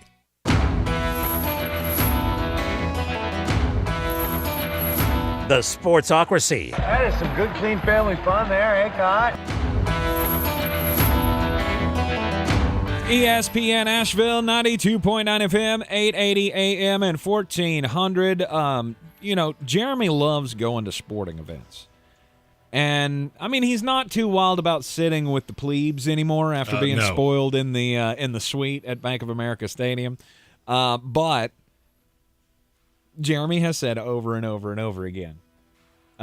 So especially when we were talking about, remember the World Cup. World Cup's in Qatar, and at first they weren't going to allow beer sales, and then they were, and then they did it for like an hour, and they were like, nah, we're not doing that.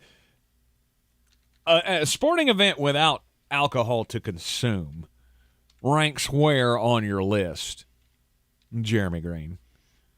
Oh, let's see. I'm going to put it above a colonoscopy. But I'll put it below other non-invasive procedures. Non-invasive procedures. Okay. All right. If I had to have my knee cleaned out again or go to a sporting event with no alcohol, I think I'm going for the knee.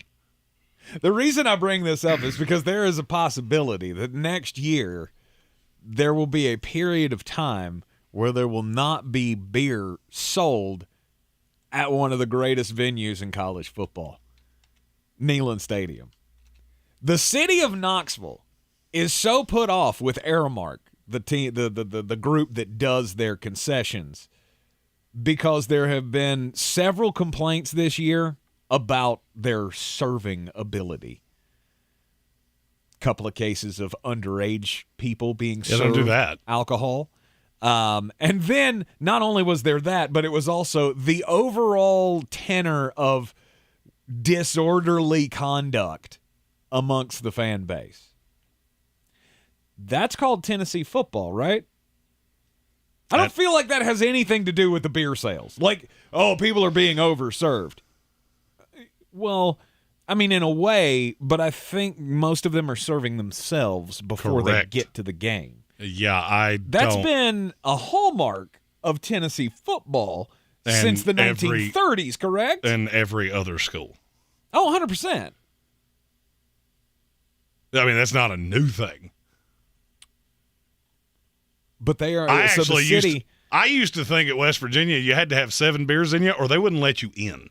The city is going to have a hearing coming up in a little over a week on December the 19th to determine whether Aramark has a case to strike portions of the city's complaint against them. And there could be a 60-day suspension of alcohol sales at Neyland Stadium for the 2023 season. So they could have had several home games next year where there will be no beer sales, all because Aramark, just couldn't abide by the rules.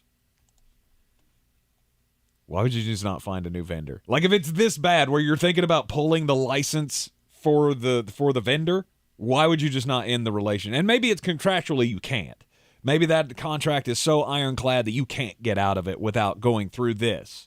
Like, you have to have the probational period. But SEC football without alcohol sales at the stadium, to me, that's insane. So your story was about beer sales.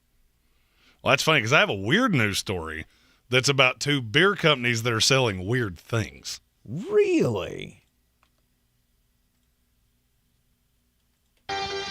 On the weird scale, there's Vegas, there's Florida, and there's Asheville. Let's get weird, Asheville. Go ahead. The first one, Coors Light has developed a nail polish. I don't know that I would buy nail polish from Coors Light, but it has an interesting little shtick. Ooh, I can't wait. It's silver. Okay. So you paint it on your nails. Like it's it. silver. Like it. Then, when you are handed a beer, you dip your finger in it. Yes! And if the nail polish turns blue, it's cold. Yes! I love it. They're Why- putting the technology of the can on fingernails. I like it. Here's my question. Why you just not drink it? Like, I mean, because I don't personally want to stick my finger in my beer. That's just me. I want to put it in my mouth hole. Uh-huh.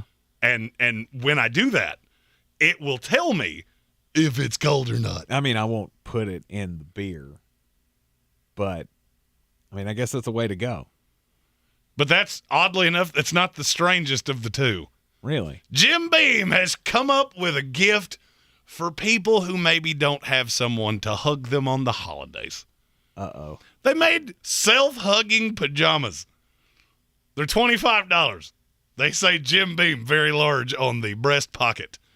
And they have this thing. It kind of looks like an airport neck pillow, like the pillows you take on that weird people take on airplanes. Okay. I never understood that. There's a pillow behind you. Whatever. You hit a button and it squeezes you to mimic the feeling of a hug. Aww. I personally would rather go to a football game without alcohol than wear these. I don't like it when people hug me. I don't need my pajamas to hug me at all. I feel like this needs to be in a new updated version of that George Thorogood song, I Drink Alone. I drink alone with nobody else, and when I get no hugs, my clothes do it for me. Like, I feel like these should be sold at novelty stores that don't have windows. And you have to be 21 years old to get in. No, it doesn't have to get that. I mean, it doesn't have to be like that. I don't need anything to hug me. All right, and if you ever come in contact with me or anything like that, I just always ask yourself this question: at what time is a hug acceptable? And for me, that time is never, ever, ever, ever, ever. I'm not shocked that this is a thing. But I am kind of shocked that it's Jim Beam doing it. I don't get that either.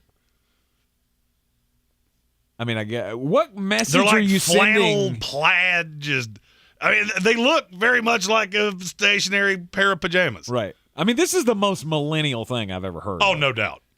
I mean, no doubt. Do you remember a couple of years ago when this should come with a degree from Cal Berkeley? I was going to say, do you remember a couple of years ago when Pajama Boy trended on Twitter? Nope. You don't remember that during the election, and it was, young millennial Democrat Pajama Boy who was just talking about his feelings online. You put 5 adjectives in that, and I didn't like 4 of them. Just throwing that out there. I mean, obviously, maybe you should look it up. But Pajama Boy would I think my phone wear would these. call that.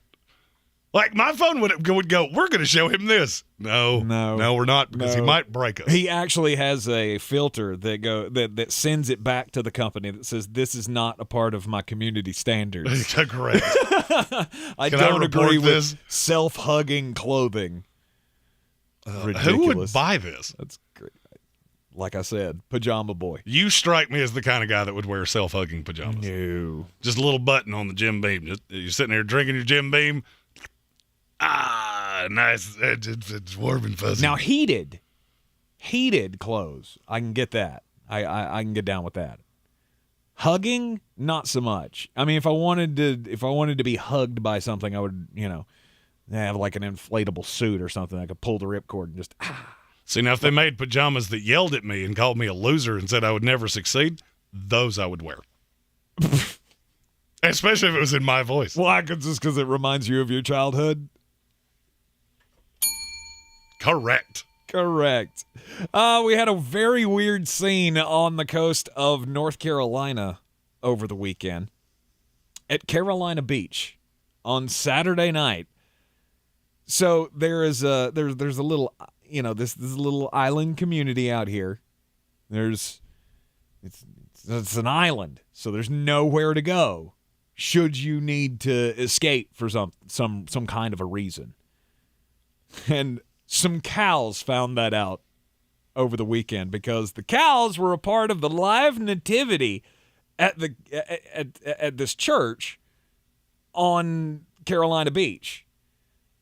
When the cows got away, I guess they lost track of them, didn't really realize that they were gone because apparently they disappeared sometime around 10:30 in the evening on Saturday.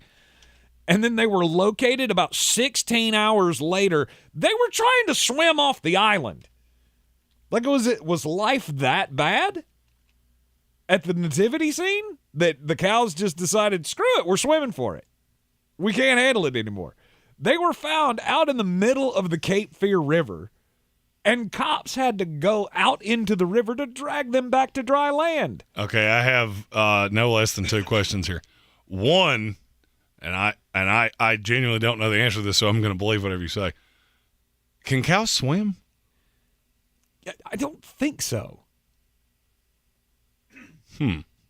I mean, look. They can't walk downstairs. I would be surprised if they could actually swim. Well, it would require a very large set of stairs for them to walk down. But right.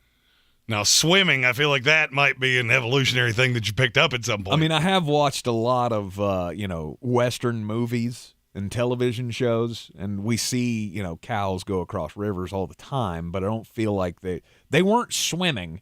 They were going over the smallest parts of the river, so cows didn't drown because I don't think they can swim. Now, here's my other question. How do you corral a drowning cow as a cop? Or as anyone, frankly? Very carefully. I mean, you just is it like cow tipping? You just push them. There they go. I don't know. I don't know if they had to have, like Rip from Yellowstone come out there and rope the things so they could pull them back in. I have no idea. Matthew Hoffman in the YouTube chat said cows can swim very well, actually. Really? Which leads me to, in my best WKRP, as God is my witness, I thought cows could swim. It's the Sportsocracy here on ESPN Asheville. The cows were returned, and there's no word on whether or not they have beefed up security at the Seaside Chapel's Journey to Bethlehem Nativity display so it doesn't happen again. I mean, you got to look out for the cows in this scenario. But now that I know that they can swim, I feel a little bit better about this. They weren't just trying to commit suicide. Well, I mean, I felt like they had to be able to swim because at some point, even in the cow brain, it has to go, I don't know what that is, and I don't know what to deal with it. I don't like it. I drink that. Now I'm going to walk in it. If you can't swim, I feel like you wouldn't do that. Yeah, you are in the Sportsocracy here on ESPN Asheville. This is your Exergen Temporal Scanner weather forecast on ESPN Asheville. Rainy weather could close down the work week here in Asheville with some quarter-inch plus rains here into Friday and Saturday, and I think we'll keep the rain chances around through Sunday. Not until Monday, Tuesday next week that we see the sunshine back in our forecast. Rain and showers tonight, 48 degrees in the valley. Showers Friday and Saturday. Temperatures near 50 for daytime highs, mid-40s for nighttime lows. Not a big swing to the temps. I'm meteorologist Scott Larimore. That's the latest Weather Channel forecast. This is your time saver traffic on the new ESPN Asheville. Heavy traffic volume 240 westbound between Chuns Cove Road and Montford Avenue. An accident in the stretch. 26 westbound stop and go between Fanning Bridge Road and the Blue Ridge Parkway. 26 eastbound beginning to slow at Brevard Road, continuing to Airport Road. 40 westbound Haywood County crawling between NC 209 and US 276. Sardis Road moving from Pond Road to Brevard Road. Traffic is very heavy. Near Avery Creek, Brevard Road northbound approaching Long Shoals Road is slow. Hendersonville Road southbound stop and go between Biltmore Forest and Overlook Road. Hendersonville Road northbound is slow between Long Shoals Road and Mills Gap Road. Sweden Creek Road north and southbound approaching Mills Gap Road slowing. I'm Lee Minfield with your time saver traffic. This report is sponsored by AutoZone. Get in the zone. Starting stronger starts at AutoZone, where they've got battery solutions in the form of free battery testing, free battery charging, and replacement batteries that fit your needs. That's what makes them America's #1 battery destination. Get in the zone. AutoZone. You could save big when you bundle your home and auto with Progressive, but when we just come out and say it, it feels like it falls a bit flat. So we're going to tap into human emotion. First with some music. Then, in a serious tone, I'll say, save big when you bundle your home and auto with Progressive. And even though it was about saving money with Progressive, we'll fade out the music so you know it was poignant. Wow, powerful stuff. Progressive Casualty Insurance Company and Affiliates. Discount not available in all states or situations. The Ingles Giving Tree benefiting Manna Food Bank will be on display at Asheville outlets. Drop off non-perishable items in the donation barrels at all local Ingles locations or donate online. Help Ingles Markets, iHeartRadio, WLOS, and the Asheville Citizen-Times ensure Manna Food Bank can fill thousands of empty plates this season. Since man created roads, they've been looking for ways to get off-road and vehicles to take them there. That's where Outlaw Off-Road comes in. A premier off-road center for Jeeps, trucks, and SUVs with a complete lineup of off-road and overland services, including maintenance and repair to make your vehicle all that it can be. Check out their location right here in Western North Carolina at 85 Avery Creek Road. Call them today at 828-974-8480 or visit them on the web at theoutlawoffroad.com. Rogue Combat Club, Asheville's home for comprehensive martial arts training, has a goal for our community, one that's stronger, more fit, and unwavers in its support of one another. Rogue Combat Club's instructors have competed at the highest levels and offer classes for everyone from young children to adults in Brazilian Jiu-Jitsu, Muay Thai, and wrestling. Rogue Combat Club classes can help you boost your self-confidence and self-defense skills while weeding out the egos and intimidation found at other gyms. Join today at roguecombatclub.com.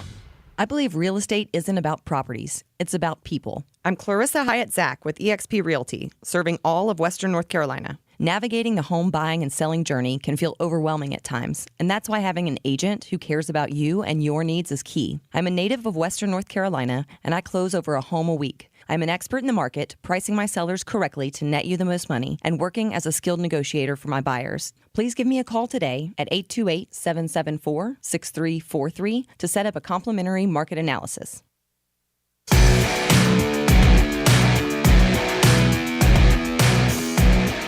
Welcome back into the Sportsocracy here on ESPN Asheville. Live in the Ingles Studio. You can get us everywhere on the iHeartRadio app, live or on demand. The Atlanta Falcons going to have a new quarterback this weekend. They're finally making a switch. They're on a bye. Oh, well, excuse me. Next time they play, they will have a new quarterback. Desmond Ridder. Benching Marcus Mariota and turning the reins over to Desmond Ridder. You like it? I mean, how much worse can Desmond Ridder actually be? I mean, first of all, they're the exact same quarterback. Desmond Ridder's probably got a little bit better of an arm.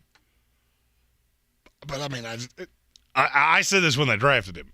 I don't know exactly what it is you think you're getting here.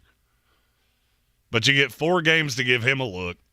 I mean, you're not catching Tampa Bay, I don't think. Tampa Bay plays too many teams that are bad. I mean, they still play the Cardinals and the Panthers. I was going to say, don't count out these Bucs too soon. That they could still mess this up? Absolutely. Oh, you're going to get slaughtered by the 49ers. And that'll put San Francisco a game behind them with the chance the last week of the season to win back the tiebreaker. I mean, you need some help. That Saints just complete collapse on Monday night. Nobody was angrier than the Atlanta Falcons. Mm-hmm. Like, if they would have still technically had their future in their hands. But, I mean, I didn't love Desmond Ridder as a prospect coming out. I feel like he's going to be able to do exactly what Marcus Mariota did. Mm-hmm. My fear is that you've done this for 4 games. You're going to play 2 really bad teams. And you may convince yourself that this is your quarterback of the future. It's not. But do you have to take a quarterback in this next draft? Well, I think they're going to pick too high. The pick will be too late for them to get I mean, you're going to be doing the exact same thing. And Anthony Richardson, Hendon Hooker. Right. It'll be a dart throw at best. That's kind of my thought, is we got to get him some in-game experience before next year. Because I don't know that you keep Marcus Mariota around for another year. Well, it's $12 million opt-in. Mm-hmm. They have to make a decision, I think, the third day of the league year. I mean, if Desmond Ridder is competent, you don't have to spend that money. No, I mean, but they've got a ton of money. Mm-hmm. So, I mean, they can put a lot around him. And next year you'll have Kyle Pitts and Drake London. I feel like you'll add something else there. Maybe draft a running back. Mm-hmm. So you have one instead of four. I mean, I get why you're doing it. I don't know exactly what the expectation is. The expectation is what we always hear from the front office. We got to see what we have. And it's the perfect time to do that because you're not going anywhere. I've always found it comical when teams take quarterbacks in the second, third, or fourth round, and then it's, well, we've got our guy. Really? Well, that's what you have Your to guy say. is somebody that every team in the league passed on at least twice. I'm going to beg to differ. We know that's not true. We know that it's not true that the Carolina Panthers had Matt Corral as the number one on their board. I really hope that's not true. I'm going to say the same thing about that I said when they said that. I hope that's not true, or you're employing people that you shouldn't. Franchises lie all the time. You went out, you made the best decision you thought at the time was, hey, we're sitting here in the third round. Nobody's taken these guys yet. We need a quarterback. Let's take a shot. So Atlanta goes and gets Desmond Ridder. Do we think he's going to set the world on fire? No. Did his college career show you that maybe he can have a little hope in this league? I would say so. I mean, Marcus Mariota was averaging 170 yards passing a game. Mm-hmm. So it's not exactly like the bar is set all that high. But, I mean, what do you consider a success? This is what I've – in these little small sample sizes. So what is the path here where you either know you don't have the guy or know you do? Mm-hmm. What do you need to see? I don't know. I mean, you need to see him not completely look lost. 4 games is not enough of a sample size for me to tap out on a guy. No. Now, in 4 games, I can know you are the guy. Mm-hmm. That's why I mean, the timing of games this you could know he's not the guy in 4 games. I mean, if they go horribly and he averages 3 to 4 picks a game or something like that, like this is not going to last long. You're going to go back to Marcus Mariota before the end of the season. Well, but even then, I'm looking at you don't have your number one receiver in Kyle Pitts. The running game is, I'm going to say, awkward. It's clunky. You cycle through so many running backs that I don't even know which one's the better pass pro. So you could be in situations where you get him hit a lot. I don't know. It just doesn't make a ton of sense. It would be one thing if you were 3 games behind in the division. I don't think you have a better chance to win football games right now with Desmond Ridder than you did with Marcus Mariota. You don't. Now, that being said, I don't think he can be much – it's not like he's going to be drastically worse. But maybe this plays into the Jeremy Greene philosophy. Oh, the Mike White philosophy of everybody loves him? No. I was going to say, if you're going to be bad, be bad. We don't want to win this division. We don't want to be, have the pick that's going to be in the bottom half of the draft. Like, we want to be as bad as possible while still maybe getting a look at the future, still getting a little hope for the future. That's the best case scenario here. I don't know what the benchmarks have to be. I'm not Arthur Smith, so I don't know what he's looking for out of Desmond Ridder here. But if he looks half competent, then maybe we got something. Maybe we can roll with him and whoever we draft. This is also why I'm not a fan of taking quarterbacks in day 2. I mean, I've just finished my quarterback evaluations. Desmond Ridder would be 9 in this class. Mm-hmm. So you could have waited a year and wound up with a markedly better prospect. It's every single year I watch teams do this. And somebody's going to do it this year too. Probably either Anthony Richardson or Hendon Hooker. But in the end, what did you lose? A 3rd-round pick that could have been used for several valuable players. Tariq Woolen, there's a chance he's going to win Defensive Rookie of the Year. He went 2 rounds later than this. Mm-hmm. But, I mean, there's a reason that certain teams are the Atlanta Falcons and certain teams are the Seattle Seahawks. Absolutely. That's how this works. Sports leagues are chock full of winners and losers. Correct. And I'm happy to call myself a loser because in a year, I've lost more than 90 pounds with the PhD weight loss program. It was last Thanksgiving week that we walked, not last one, but the one that passed last year. We went into the PhD weight loss offices, met with Dr. Ashley Lucas. She told us this is the program to see great results. And she was not lying. More than 90 pounds down, I feel like a brand new Tank Spencer. I did not have 90 pounds to lose, but I had gotten a little chunky. My food decisions had become very lazy, and I was causing some problems. I wasn't sleeping well, my knees hurt. Just over a year on this program, I'm back to my high school weight, sleeping like a baby, and everything's back to hunky-dunky, and it's all thanks to the plan and program of PhD Weight Loss. It's the easiest program I've ever been on. They give you the playbook, basically, on how you need to follow the rules.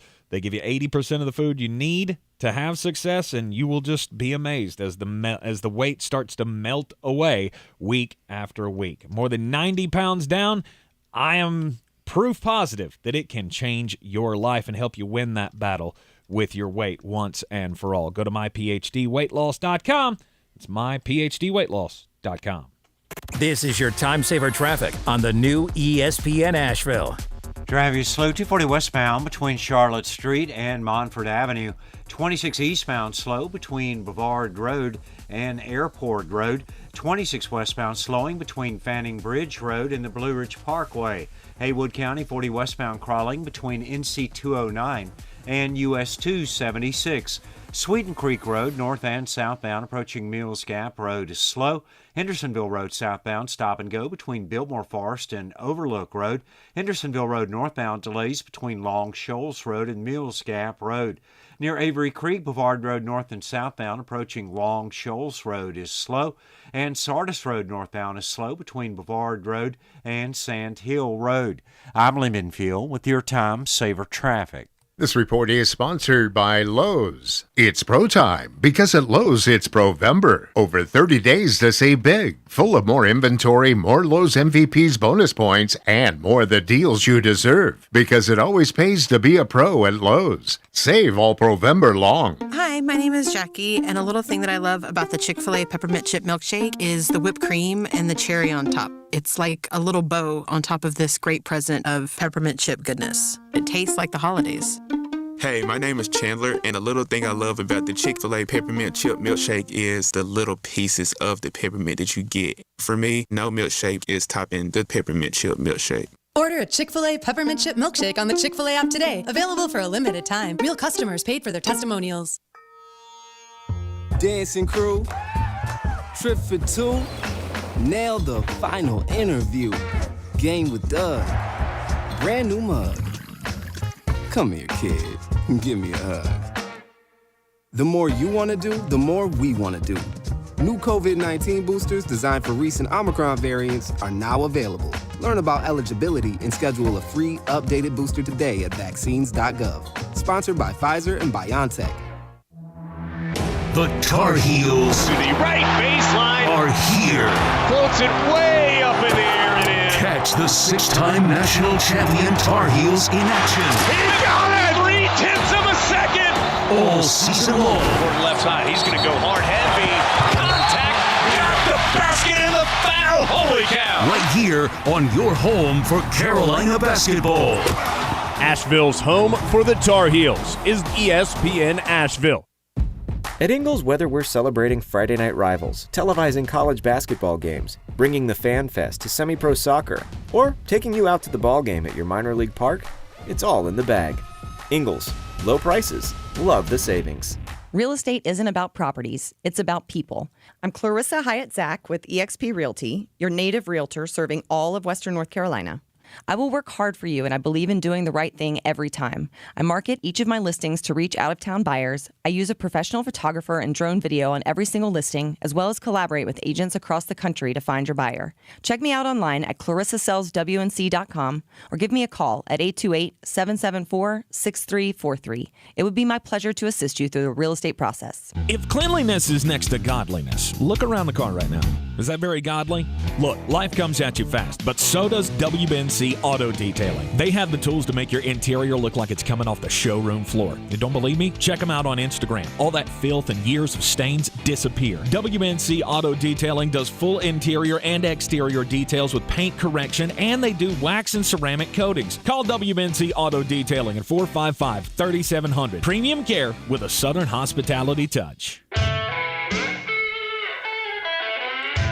You're in the Sportsocracy here on ESPN Asheville, coming to you from the Ingles Studio. And don't forget, you can get with us on YouTube, subscribe to the channel, become a member of the House of Reprehensibles. You can super chat throughout the program as well. And you can also see the lovely new belt displayed clearly behind my head. Yes, indeed. It is quite beautiful. The champion of the battle for the belt, obviously going to get the belt, the prize pack at the end. We got all of the playoff rounds beginning this weekend. If you're in the top 32 for the season, that link's going to be coming out, available for you to compete and set your lineups tonight. And I am going to spend 3 days because I don't want to give that belt up at all. No, it is absolutely sweet. Frankie Cleary. Oh, button. That was your cue. I'm your huckleberry. There you go. Didn't say anything, but gave $10 to the Super Chat. Excellent job. Thank you very much. And if there was something to go with that, we obviously didn't see it, and you need to put it in the chat. But thank you, Frankie. Always appreciate it. And then Soaring Eagle 175. I'm your huckleberry. Says just start Tyler Algier for running back for the rest of the year. So, fun, just throwing this out there. Do you know who leads the Falcons in rushing? They have 4 guys with over 360 yards. Marcus Mariota. He's 3. Tyler Algier's 1. Really? Now, he's played 3 more games than Cordero Patterson, but I didn't feel like he was involved that much early. I agree with him. Just play all the young guys. Yeah. And hopefully Cordero Patterson can find somewhere to spread his wings next year. Third hour of the program on the way after the Sports Center update, and we'll kick it off with the daily draft. Today, we're going to draft the best non-New Year's Six bowl games in college football. We had the schedule come out. All the choices were made over the weekend. We kept sitting here in the studio just waiting to see where Florida State was going to fall because it felt like it took forever for that decision to come out. We got North Carolina and Oregon in one. There's some great matchups across the board. There are some stinkers as well, don't get me wrong. I mean, the Bahamas Bowl, you're probably not going to be really the Gasparilla Bowl. Ugh. But there are going to be some good ones, and Jeremy and I, coming up after the Sports Center update, will draft the best of the non-premier bowls. This is your Exergen Temporal Scanner weather forecast on ESPN Asheville. Rainy weather could close down the work week here in Asheville with some quarter-inch plus rains here into Friday and Saturday, and I think we'll keep the rain chances around through Sunday. Not until Monday, Tuesday next week that we see the sunshine back in our forecast. Rain and showers tonight, 48 degrees in the valley. Showers Friday and Saturday. Temperatures near 50 for daytime highs, mid-40s for nighttime lows. Not a big swing to the temps. I'm meteorologist Scott Larimore. That's the latest Weather Channel forecast. This is your time saver traffic on the new ESPN Asheville. Driving slow 240 westbound between Charlotte Street and Montford Avenue. 26 eastbound slow between Bavard Road and Airport Road. 26 westbound slowing between Fanning Bridge Road and the Blue Ridge Parkway. Haywood County 40 westbound crawling between NC 209 and US 276. Sweeten Creek Road, north and southbound, approaching Mills Gap Road is slow. Hendersonville Road southbound, stop and go between Biltmore Forest and Overlook Road. Hendersonville Road northbound, delays between Long Shoals Road and Mills Gap Road. Near Avery Creek, Bavard Road north and southbound, approaching Long Shoals Road is slow. And Sardis Road northbound is slow between Bavard Road and Sand Hill Road. I'm Lee Minfield with your Time Saver Traffic.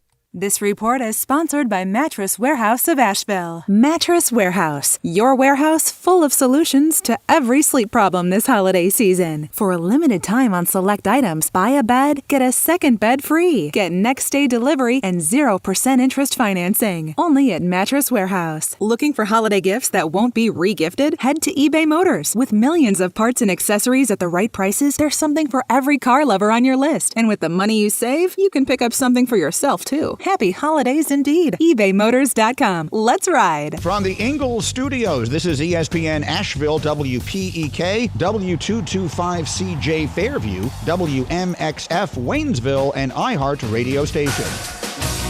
Russia has freed WNBA star Brittany Griner in a dramatic high-level prisoner exchange, with the U.S. releasing a notorious Russian arms dealer. This ends Griner's nearly 10-month detainment imprisonment in Russia on drug charges. ESPN basketball analyst and LA Sparks forward, Janaea Gumake. We just are so grateful that she is on her way home. She is family to us.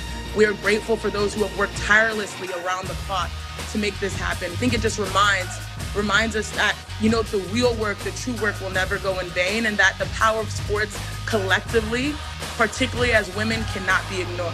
According to ABC News, Griner could arrive in San Antonio either tonight or tomorrow morning. NFL, ESPN's Adam Schefter's reporting if Rams quarterback John Wolford's not healthy enough to play tonight against the Raiders, Baker Mayfield would be in line to start. Rookie Desmond Ridder will replace Marcus Mariota as the Falcons' starting quarterback. Former Cowboys coach Jason Garrett among the finalists for the Stanford head coaching job. Heisman favorite USC quarterback Caleb Williams voted Associated Press College Football Player of the Year. Coming up on Friday, which team below 500 has the best chance of making the playoffs? Keyshawn, J. Will Max, Friday, 6 a.m. Eastern on ESPN Radio, ESPN2, ESPNU.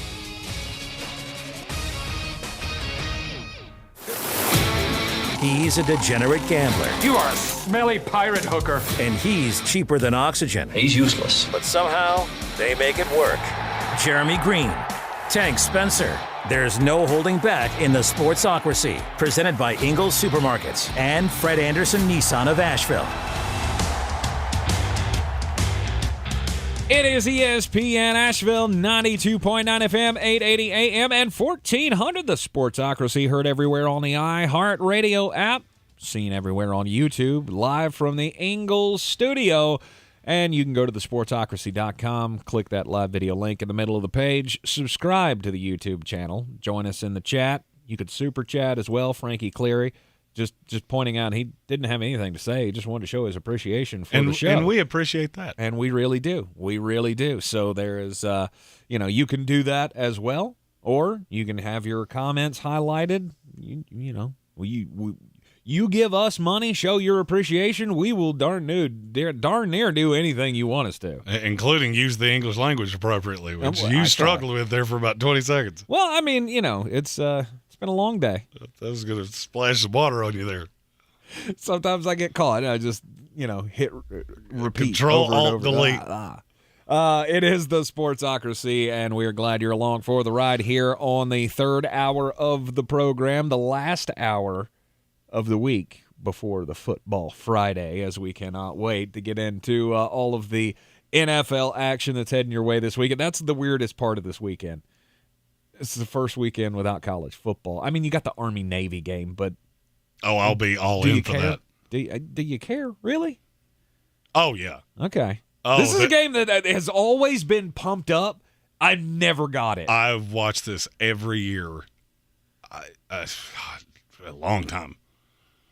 A long time. Yeah. And I've always been told this is an event that you need to attend at some point in your life.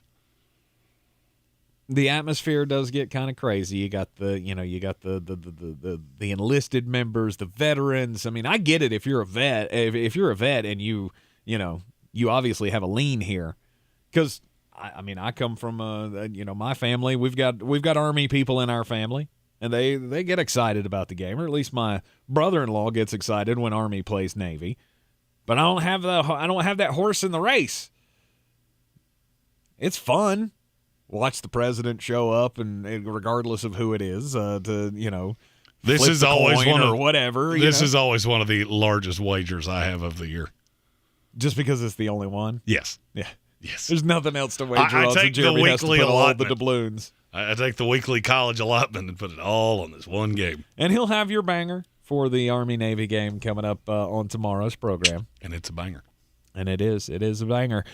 So Daily Draft kicking us off here as we get prepared for College Bowl season that begins in just a week, which seems crazy. But yes, the Bahamas Bowl will get this thing all started in just 8 days from now. And today on the Daily Draft, we're drafting the best games, the best bowl matchups, not in the New Year's Six. So obviously it cuts out a lot of the best matchups because I would clearly have Georgia, Ohio State number 1. To me, that's the game with the most intrigue on the college bowl slate. Clemson, Tennessee would be on that list as well. But all of those in the literal Orange Bowl. Yeah, in the literal Orange Bowl. I'm going to have to set my television to black and white, or colorblind Jeremy's eyes are going to bleed. No Peach, Fiesta, Rose, Cotton, Sugar, or Orange Bowl. So the ones outside of that were the best ones that we're looking forward to. You have the number 1 pick, and I want to see if you take a bowl that's not even on my list. Yeah, I probably will, because it's not a primo bowl. I don't even feel like they really have a great sponsor for the bowl. But it's the Jimmy Kimmel LA Bowl. Yep. You managed to choose one that I didn't even have on the list. Washington State and Fresno State. I'm going to need you to defend that. At least you have an offensive showdown here. Should everybody play? That's the thing I don't get about or is hard for me to wrap my head around with the bowl games, as we talked with Jones Angel at the top of last hour. You just don't know who's going to play in these games. Well, Jake Hayner's going to play in this. But if this is his last college game. Right. You got Jake Hayner for Fresno State and Cam Ward for Washington State. These are 2 prolific offenses. I feel like this has got a shot to be a really entertaining game. Whereas many of the bowl games don't have any kind of intrigue. Is Jimmy Kimmel showing up? Because if he is, I'm Seacrest out. He probably will. I'm Seacrest out. Wouldn't you expect him to? It's his bowl game. That's how deep we got into this. Jimmy Kimmel has his own bowl. Yep. Ugh. Yep. Yep, that one was not on my list, which allows me to take my unquestioned number 1. It's the battle for the keg and nails, Louisville and Cincinnati. Mm-hmm. This has intrigue for one large reason for me. The Scott Satterfield thing is getting ugly in a hurry. A slew of people affiliated with the Louisville program have come out and said Scott Satterfield was never a Cardinal. He never bought in. He was always looking for his next destination. And that brings about a lot of anger and animus that I'm here for. Plus, Louisville just hired who they should have hired, which is Jeff Brom. All right. But it won't be on the sideline. I was going to say neither of these guys are going to be coaching in the game. It doesn't matter. There's enough animosity between these 2 schools. They haven't played in a long time, and it has gotten really ugly. Yeah. In a hurry. Yeah. I just don't know what to think about these 2 teams.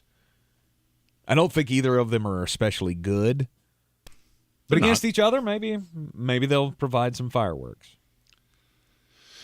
Oh, now I have to figure out which one you're going to take, because I don't want to lose that one. You know what? I'll let you have the one that I know you're taking.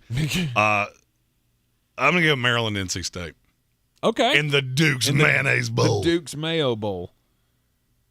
Those are offenses that can play. And I'll be honest with you, I will say there's a better than 0 chance that I actually go to this game. Nice. But why?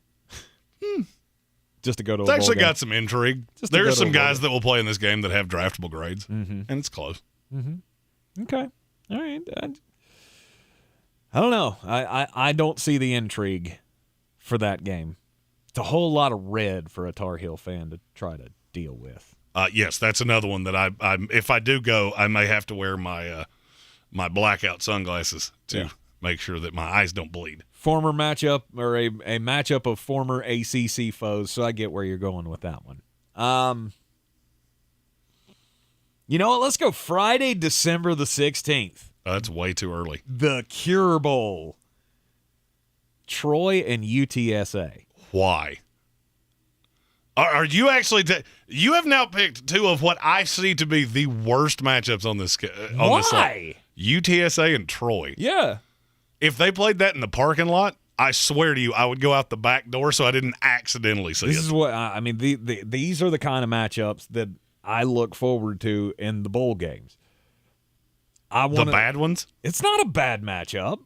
Both these teams are ranked in the top 25. They're both champions of their conferences. The only bowl game that has that intrigue. They're champions of bad conferences. What is your shade with the Roadrunners? They're one of your favorite teams. They're one of my favorite teams to gamble on. And I could and see I will you gamble doing on them heavily aggressive. On this one. I'm sure I will. Yeah. Doesn't mean I'm going to watch it. Treat this like an NBA game. Bet it, don't watch it. Bet it, don't watch it. See, I don't care about many of the matchups, but this one at least has intrigue to me as two champions facing off. They're from relatively even conferences.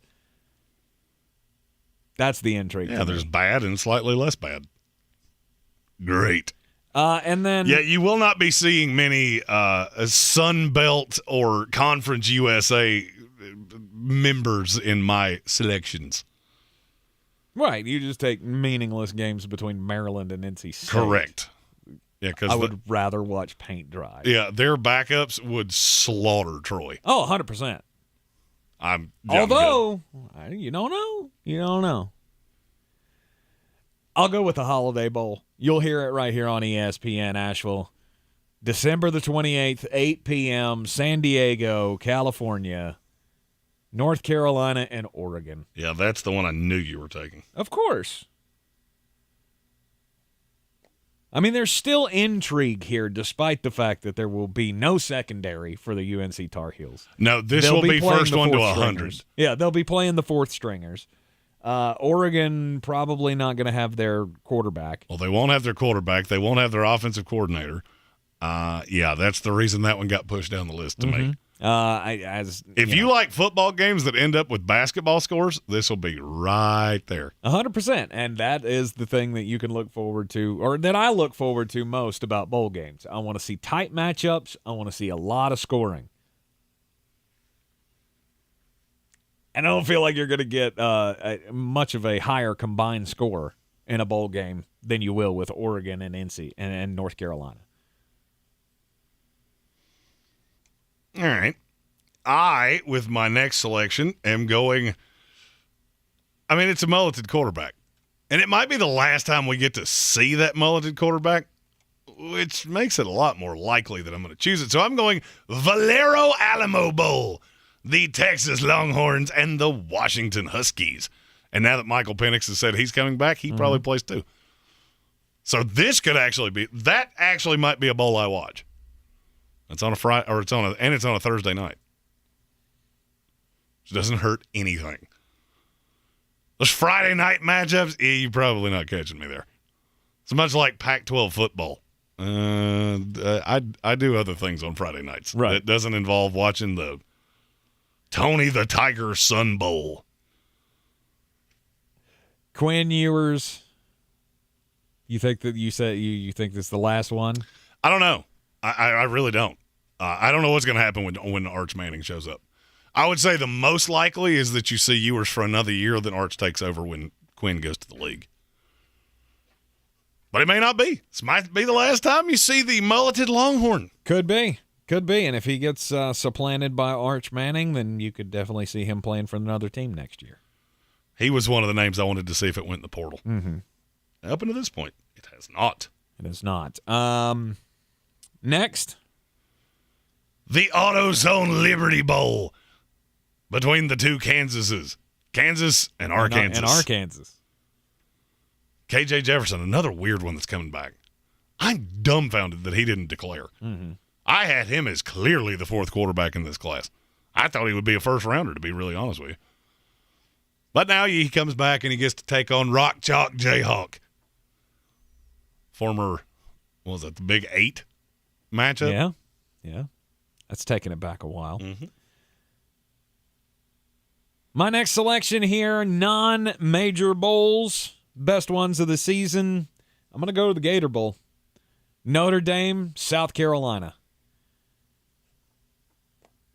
I mean, because why not? You got Notre Dame, who fully disappointed this year. Now, Marcus Freeman and company were able to turn it around at the end of the year and make something salvageable out of a season that just started in the crapper. And then pretty much the same thing with Beamer in South Carolina. They ended on the hot streak with the Tennessee and Clemson wins. God, could you imagine? You imagine what those South Carolina fans are going to be like if they beat Notre Dame in a bowl game? I mean, Notre Dame's on a backup quarterback. Ugh. Although you heard it here first, you mark my words, Devin Leary's going to Notre Dame. And that team will be scary next year. So Notre Dame, South Carolina, and then last pick here. Ooh. I have two bowls left, so I'm hoping you're taking one of the two. Well,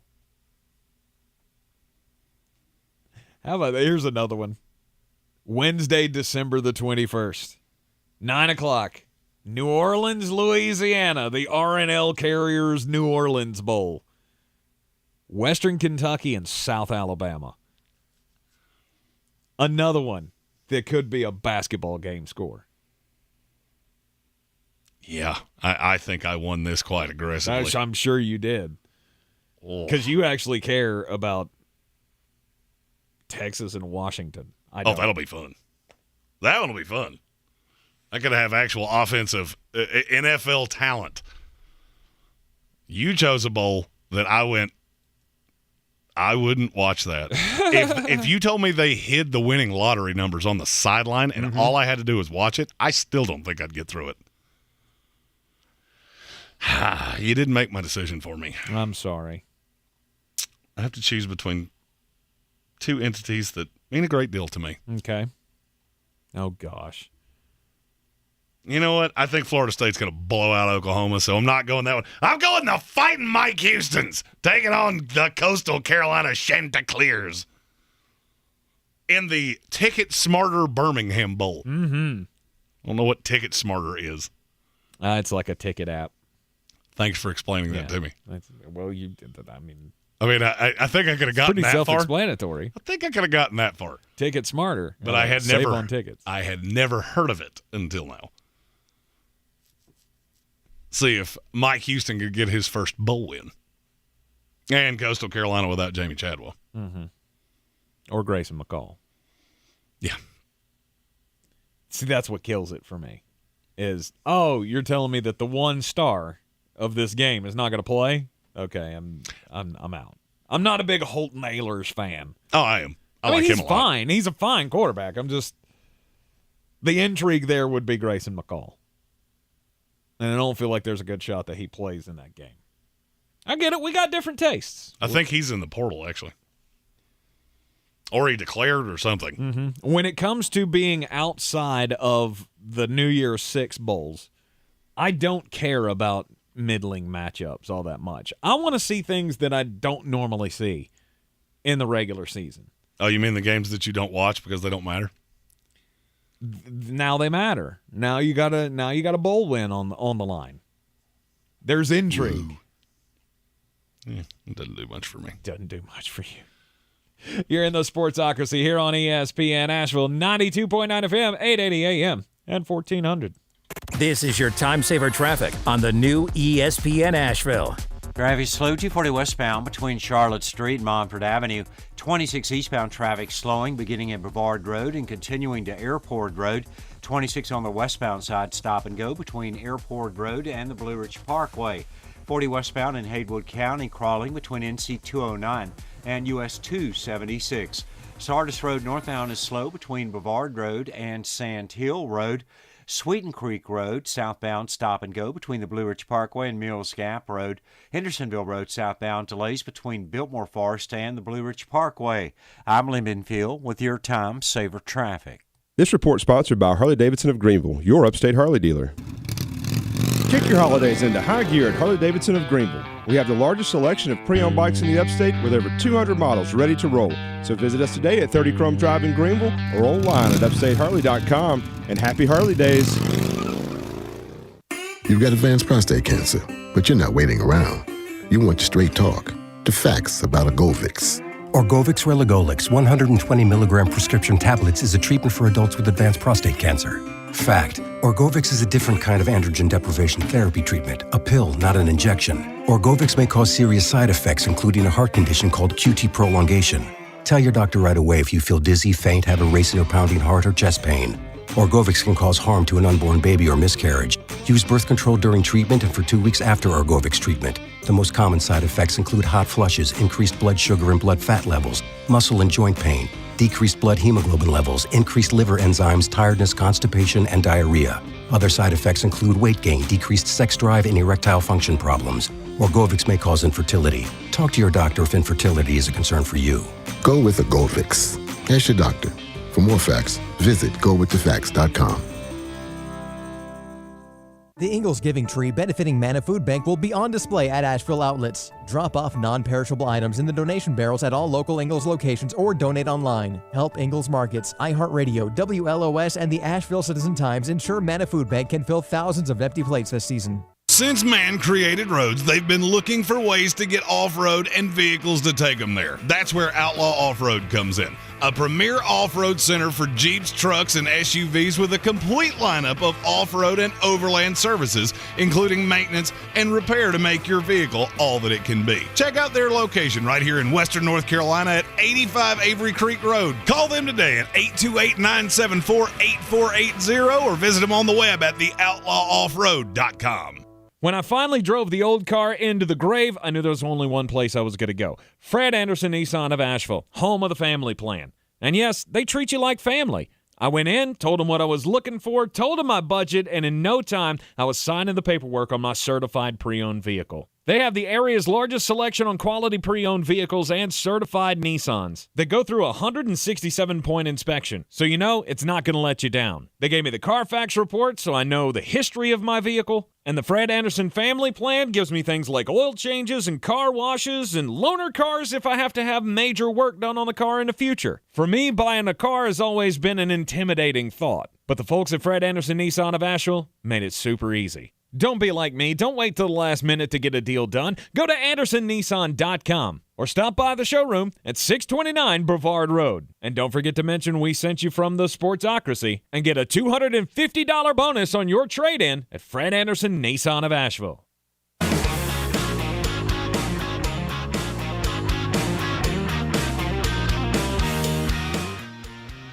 Back in the Sportsocracy on ESPN Asheville. You've had a few days to mull it over. Mull it over. I see what you did there. Yeah, exactly. By the way, the lights in the new studio, they make that. I mean, you're rocking rough and tough with your Afro puffs there. Yes, that is. It glows. Insane. You're going to see you're going to see the new studio, the inside of the new studio, when the mock draft comes out. That'll be Saturday. You'll see little reels popping out over the course of the next 24 hours. 3-round mock draft. Jeremy forecasting for the upcoming draft in April, the first of many iterations of the mock draft that'll be coming your way. But it'll be good. It'll be good to let everybody see your glowing personality. Oh yeah, it's like Rudolph's nose. Some would even say it glows. It's like somebody opened up a box that had Billy Ray Cyrus in it, and it just yes. Well, here's the thing. There's a lot of lights in the new studio, and one of them is directly over my head. Yeah. So you mix that with the backlighting, and it does look like I'm having a religious experience of some kind. Yeah, but anyway, you've had time to mull it over for the last few days. The Heisman finalists were announced the other night. It's comical that Stetson Bennett is on this list. And you got Caleb Williams. Obviously, he's the far and away favorite to take home the trophy. Stetson Bennett, who is, he's the quarterback of the number one team in the country. So it's comically stupid that he's here. It's not, though. It's comically stupid that he's here. It's not, though. Max you're not. Duggan. There's nothing unbiased about you, so of course you would say that. It is absurd that he is here. Over Hendon Hooker, over a slew of other players. Again, I don't remember past years where they've had people on crutches at the Heisman. He got hurt in the last game. Mm-hmm. He was the layup winner of this. You send four guys to New York, and one of them is 4'7", 25-year-old Stetson Bennett. Mm-hmm. By the way, would you like to hear the greatest stat that I have heard all week long? Yeah. Stetson Bennett is a finalist for the Heisman. Yes. So was Lamar Jackson 5 years ago. Mm-hmm. They were born in the same year. They were both born in 1997. Mm-hmm. That is the most shocking thing I think I've ever heard in my life. Lamar Jackson's been in the NFL for 5 years. Stetson Bennett and he are the same age. Mm-hmm. Max Duggan. He should be too. The TCU quarterback. And then the other finalist is C.J. Stroud. I mean, I guess I get it. I mean, he was in the discussion early in the season, kind of took a downslide at the end of the year. I absolutely hate the production that is the Heisman ceremony. Why? I every single year, I tune into this with about 4 minutes left because I know that's when they're giving the award out. So you do this whole build-up for over an hour, and then you give the award out, and they talk for 5 seconds, and then jingle out. Well, what else are you going to do? I don't know. Actually talk about the winner instead of talking about 4'7" Stetson Bennett, who shouldn't be here in the first place. If Drake May had not had the end of the season that he had, he'd have been there. Blake Corum, Hendon Hooker. Right. If Blake Corum hadn't got injured. Then invite two guys and be done with it. We've done it before. Well, we also know why they're doing this. No, because these three are close. Yes. Well, no, it's because they're in the playoff. It's not. Doesn't really do anything for the Heisman. The way they pick who goes is who is close enough within votes. Mm-hmm. So that means 2, 3, and 4 were pretty close. Now, I don't think they're in the ballpark of Caleb Williams. I could see him winning every single region outside of the South because the South will never pick a West Coast player as the Heisman Trophy winner. Mm-hmm. Stetson Bennett will win the South. That's probably how he got here. 100% it is. And it's a great story. Kid who goes from a transfer to JUCO, comes back to school, and then nobody expects him to do anything. And then he beats all these kids that he's old enough to be their dad. That's awesome. Fine. And then he goes on the longest winning streak in college football, 15-game winning streak, has won a national title, is on his way to possibly winning a second national title. And he performs biggest when the lights are the brightest. I've said this about Stetson before. You look at somebody did a breakdown of the stats, and I don't care about your stats, but the stats pretty much tell me how you play in games. And his stats far and away the best of all of these contenders when it comes to playing top teams, playing in the bright lights. I mean, I get you don't like it. I get that he doesn't have a shot to win the thing. But this is about telling a story. Oh, no. Right? If he wins it, I'm done with the Heisman. He's not going to win it. He's not going to win it. He won't even get any first-place votes. Oh, he certainly will get first-place votes. He wouldn't be here if he didn't. From Paul Feinbaum. It's a great story, and they're going to be able to fill a lot of camera time with it. And I feel like that's what this is all about. Which is 100% why I don't ever watch this event. I could care less about the story. Mm-hmm. Who was the best player in college football? If you try to convince me it was Stetson Bennett, once I get done laughing at you, I will cut that into 500 pieces. Mm-hmm. And to me, it is a joke that you invited him over Hendon Hooker solely because he got hurt. There is no doubt. I could argue Stetson Bennett's not the most valuable player on his own team, let alone the most valuable player in all of college football. I'm kind of interested to hear who Jalen Carter would be that would be my solution because the entire defense runs through him. Okay, I can get that. So I struggle to believe you're not going to invite him to the Heisman, though. No. I have enjoyed bringing up since this is the 25th anniversary of the Heistman. I have enjoyed that Tennessee fans have chimed back in for that. The Heistman. When Peyton Manning lost to Charles Woodson. Oh. And there's long been this, I think it's an urban legend, but that Philip Fulmer is the reason that national title was split because he refused to vote for Michigan. Because they got one over with Charles Woodson winning the Heisman. There's a story about it on ESPN.com, and the comments are hilarious. 25 years later, guy's in the Hall of Fame, and, well, we're still angry he didn't win the Heisman. I get it. You're in the Sportsocracy here on ESPN Asheville. Time for the most important message of the day, ladies and gentlemen. Which is, as always, don't do crimes. Don't do crimes. Don't do crimes at all. New Jersey, on Thanksgiving, there was a home break-in. And it's not so much that there was a break-in on Thanksgiving. I mean, that's not too out of the realm of possibility. You think about Thanksgiving, a lot of people are traveling, people not home, so they leave their houses unguarded. It's a perfect time for, evildoers to do their evil. This guy goes in, he breaks into a house. First off, he gets caught on the Ring doorbell camera trying to come into the house. He was wearing a mask, but then he got caught by what happened later because Kyle Jones, 24, of Gloucester County, he took off the mask when he got inside the house.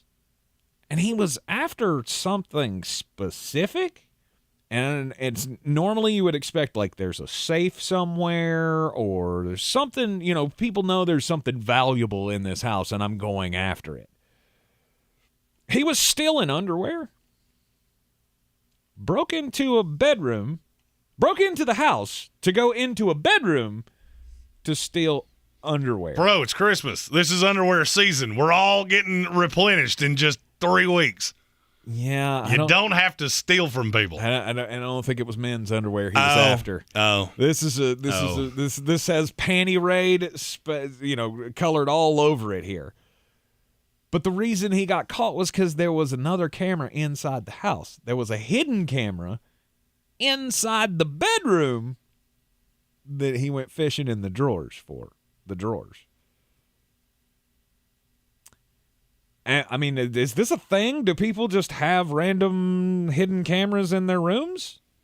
What are you, a cop? I gotta ask the question. I mean, because unless you're a performer of some kind or have, one of those OnlyFans accounts or something, I don't see a reason. Maybe they did. Maybe that's one of the reasons he broke in is because he's a fan and he wanted a souvenir or something. Here's the thing. Times are tough. Sometimes you gotta get a little creative with how you make your money. Sometimes. I don't. It's weird. It's just very, very weird. But an off-duty Glassboro officer was able to identify the man after the still photos from the bedroom camera were distributed to officers. He clearly has a history with the police department. And, so his little panty raid on Thanksgiving is now going to land him in jail. My story also about a robbery. It's from Ponca City, Oklahoma. Ponca? Ponca. Okay.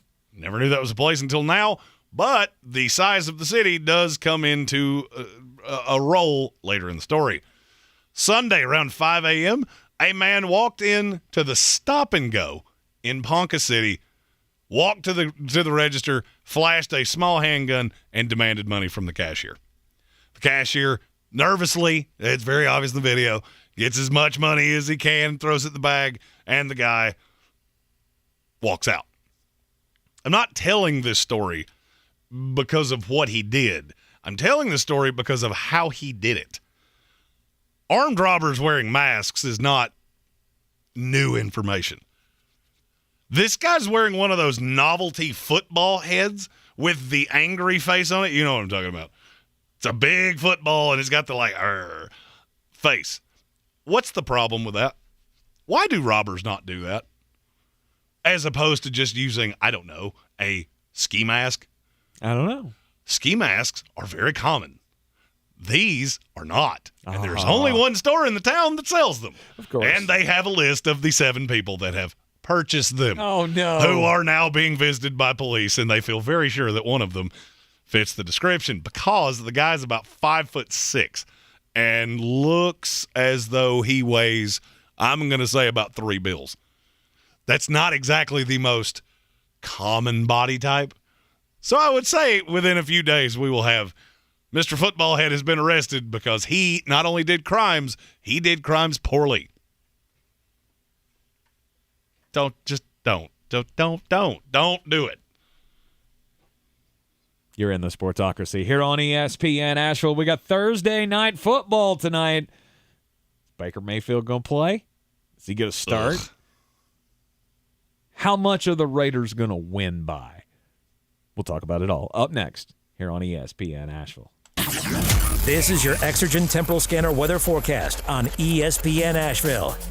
Rainy weather to close down the work week here in Asheville with some quarter-inch plus rains here into Friday and Saturday, and I think we'll keep the rain chances around through Sunday. Not until Monday, Tuesday next week that we see the sunshine back in our forecast. Rain and showers tonight, 48 degrees in the valley. Showers Friday and Saturday. Temperatures near 50 for daytime highs, mid-40s for nighttime lows. Not a big swing to the temps. I'm meteorologist Scott Larimore. That's the latest Weather Channel forecast. This is your time saver traffic on the new ESPN Asheville. Traffic is slow, 240 westbound between Charlotte Street and Montford Avenue. 240 west and eastbound on the Captain Jeff Bowen Bridge. Traffic is slow.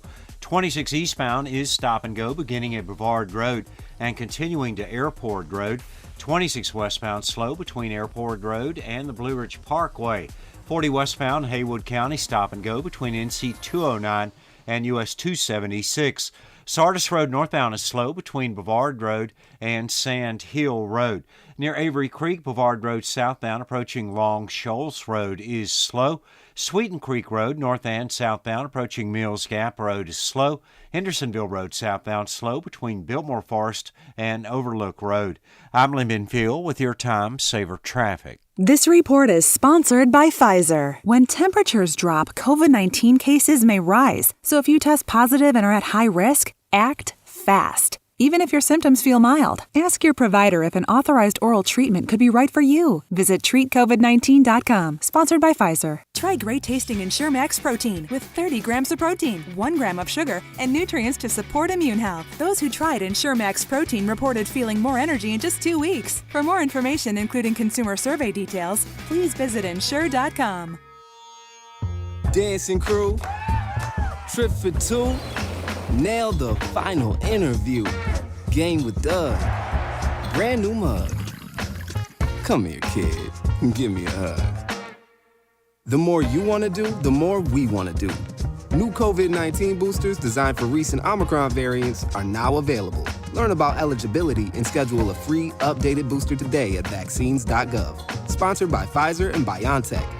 Be the one. Stepping through a tackle and stepping to the end zone. It is pouring points in Chapel Hill. Holy cow, Carolina's going to win. Right, that bell tower blue. Carolina faces Oregon in the Holiday Bowl on Wednesday, December 28th. Pre-game coverage starts at 7, kickoff at 8. Right here on your home for Carolina football. Asheville's home for the Tar Heels is ESPN Asheville. Real estate isn't about properties, it's about people. I'm Clarissa Hyatt-Zach with eXp Realty, your native realtor serving all of Western North Carolina.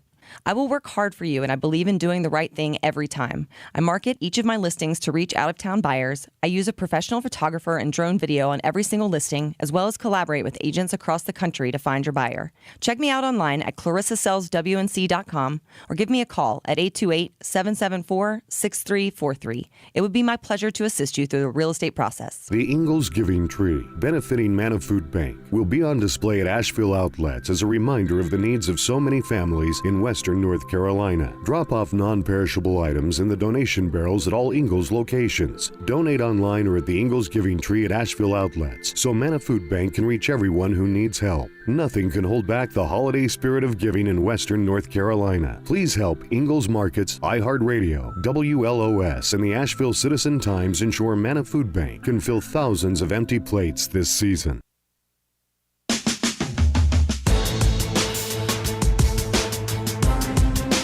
The Sportsocracy. This is G. Degeroff, voice of the Tampa Bay Buccaneers. Fire them cannons. By golly, put more powder in those things. I figured I'd play it. I mean, it is a victory week, sort of, for my team anyway. Not real excited, but opportunity to play the button.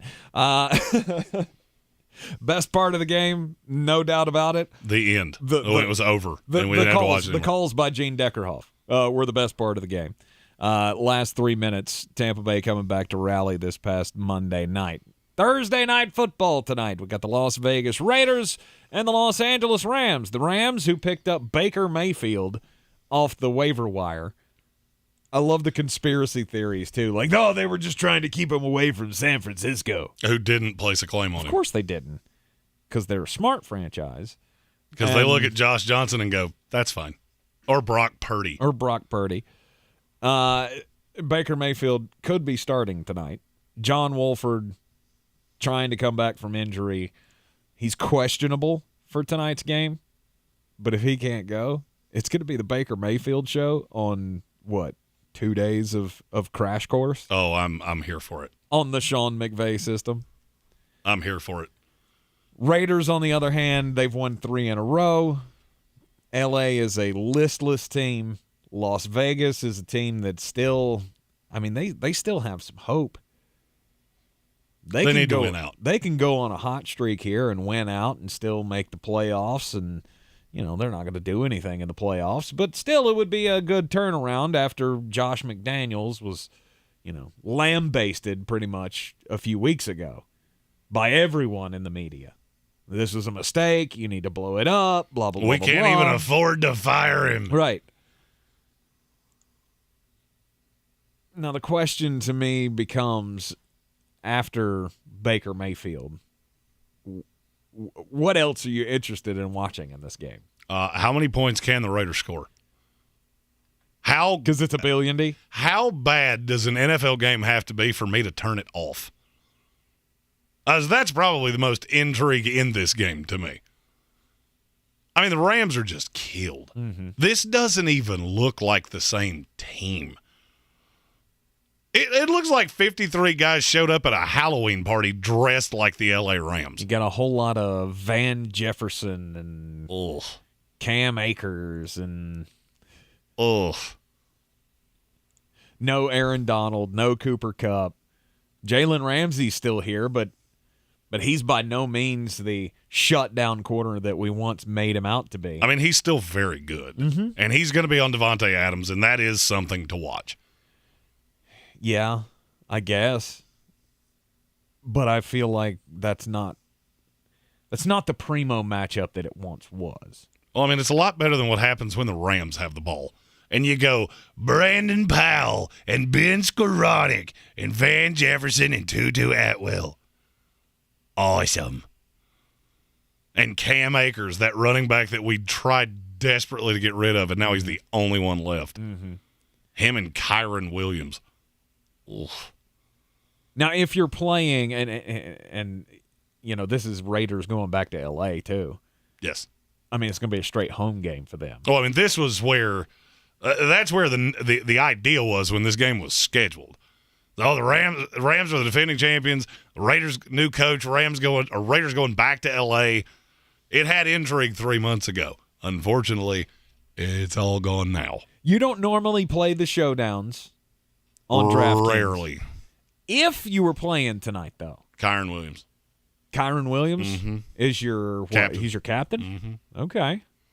Just because of how much he costs? That helps, but the fact that you're going to have either John Wolford or Baker Mayfield, which means it's going to be captain check down Charlie, and he's the receiving back. Mm-hmm. Cam Akers shouldered a ton of the workload running the ball last week. I don't really look for the Rams to be in a position to do that. Josh Jacobs is going to go absolutely bonkers. Mm-hmm. So I want him. I want Devontae Adams. I probably need a share of Derek Carr. I don't know that that's a necessity. Last week he had 252 yards passing, I think. 170 of it was Devontae Adams. Mm-hmm. So, Devontae, and I don't necessarily know that I need Derek Carr. Raiders defense? Oh, absolutely. That's that could also be your captain. I was thinking that's the captain choice. Could also be your captain. I don't know what their value usually runs because I don't play the showdowns either. I can't get into them. It's very difficult for me to pick 6 players from one game. Mm-hmm. Yeah, you would feel like that would be easier. But no, for you some just wind reason, up it's tied harder. with 500 people. Right, because you got to have that one guy who's going to have the off-the-wall game. Yeah, Brandon Powell scores a touchdown, and 8 people had him. Ugh, right. I'm good. Right. Raiders defense, I would think, would be one. I'm not so sure about the Josh Jacobs thing. I mean, L.A. still has not given up huge amounts of rushing yards without Aaron Donald. So, I don't know. I don't think that's how the Raiders are going to be able to hurt them. I do. I fully believe that's going to be how the Raiders hurt them. 30% of their snaps are played with a fullback. And it's a lot like when you play the Baltimore Ravens. That is an element that you do not see from the vast majority of teams. And you get an undisciplined young defense like what the Rams are going to have in the front. I mean, it's Bobby Wagner and 6 dudes that you've probably never heard of. Absolutely. So you get that with a fullback coming at it. I could see Josh Jacobs having a night. I mean, I think 100 yards is his floor. Okay. How many 100-yard rushers have the LA Rams given up this year? I know the answer to this. I just want to see if you know. 2? It's none. None. Nobody's broken 100 yards against them so far this year. I think one time they gave up 94 yards to a running back. So I don't know. I mean, obviously. Well, my question there would be, how many of them have they played that are as good as Josh Jacobs? Probably not many. I'm looking at the schedule. It's a whole lot of those teams that either they use 3 running backs. Mm-hmm. Oh, there's a lot of Falcons, 49ers. Well, you didn't play the Cowboys. Right. Other than that. And that was the closest they came. And Kenny Walker got hurt for the Seahawks. Mm-hmm. So that's one of those stats that it sounds really good till you dig into it and go, oh, you played the Cardinals twice. You played the Saints, who can't seem to figure out that Alvin Kamara is the best player on that team. The Chiefs that use 11 running backs, the Bills, the Falcons. Right. Oh. But is there anything you're going to be able to take away from this game and go, yes, the Raiders are definitely on the right track? Because I don't feel like I'm going to come away with that thought. Like, they could win this game 40-0, and I'm still going to be like, yeah, the Rams are bad. Yeah.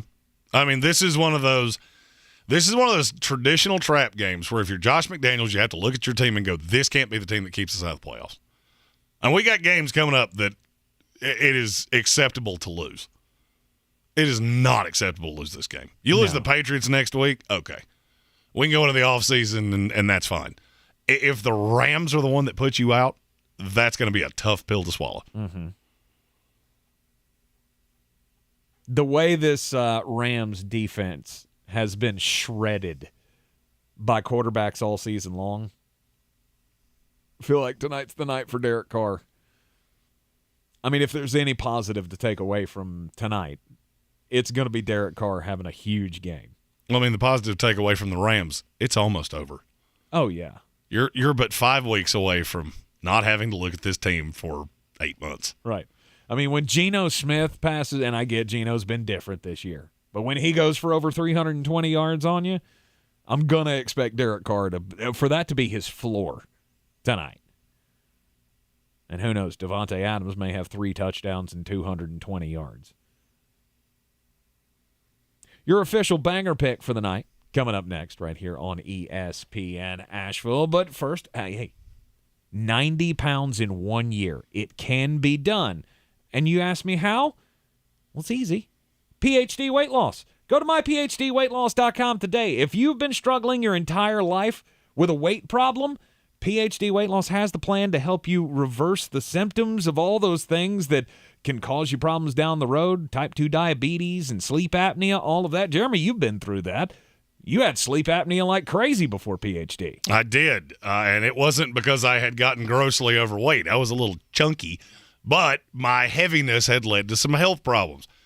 And a lot of it was because I just made bad food choices. And that is what I learned from the PhD weight loss program, which has gotten me back to my high school weight. The sleep apnea is gone, and it's all thanks to PhD weight loss. I had long struggled and been labeled with the term morbidly obese. Now, I'm not by any means a skinny fit person now, but being 200 pounds It's much better than being 300, 350. I was pushing the scales at getting close to 4 bills at one point in my life. Now I know how to live thanks to Dr. Ashley Lucas and the Planet PhD Weight Loss. They can help you too. Change it all in just 1 year. 90 pounds down for me. Go to myphdweightloss.com. This is your time saver traffic on the new ESPN Asheville. Heavy slow 240 west and eastbound on the Captain Jeff Bowen Bridge. Future 26 eastbound slow between Riverside Drive and 240. 26 eastbound delays approaching Brevard Road and continuing to Airport Road. 26 westbound slow between Airport Road and the Blue Ridge Parkway. Haywood County 40 westbound crawling between NC 209 and US 276. Sweden Creek Road, north and southbound, approaching Mills Gap Road is slow. Near Fletcher, Hendersonville Road, north and southbound, near Fanning Bridge Road is slow. Hendersonville Road, southbound, slow between Biltmore Forest and Overlook Road. Near Avery Creek, Brevard Road, southbound, slow between the Blue Ridge Parkway and Clayton Road. Again, Brevard Road, southbound, slow near Avery Creek, approaching Long Shoals Road. Sardis Road northbound slow between Brevard Road and Sand Hill Road. I'm Lee Binfield with your time saver traffic.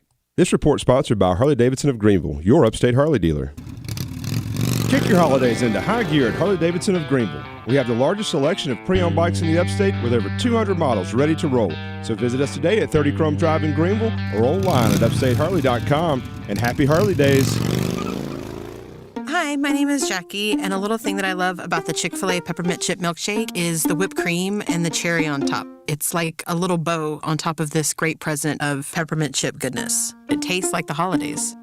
Hey, my name is Chandler, and a little thing I love about the Chick-fil-A Peppermint Chip Milkshake is the little pieces of the peppermint that you get. For me, no milkshake is topping the Peppermint Chip Milkshake. Order a Chick-fil-A Peppermint Chip Milkshake on the Chick-fil-A app today. Available for a limited time. Real customers paid for their testimonials. Finding great candidates to hire can be like, well, trying to find a needle in a haystack. But not with ZipRecruiter. Its powerful technology actively finds and invites qualified candidates to apply to your job. So while other companies might deliver a lot of hay, ZipRecruiter finds you the needle in the haystack. See why 4 out of 5 employers who post a job on ZipRecruiter get a quality candidate within the first day. Try ZipRecruiter for free at ZipRecruiter.com/free. That's ZipRecruiter.com/free. The iHeartRadio Asheville Pro Football Pick'em Challenge rolls on. Make your picks by the Thursday night game at ESPNAVL.com. Weekly winners win a $50 gift card to Asheville Pizza and Brewing and a register for the grand prize, a year's worth of golf for 2 at Chestnut Mountain Golf Course.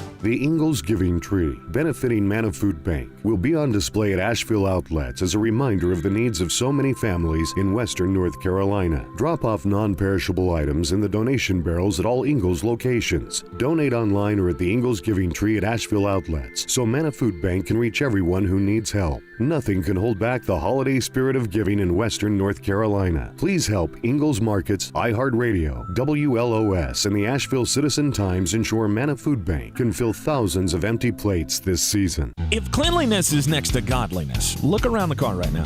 Is that very godly?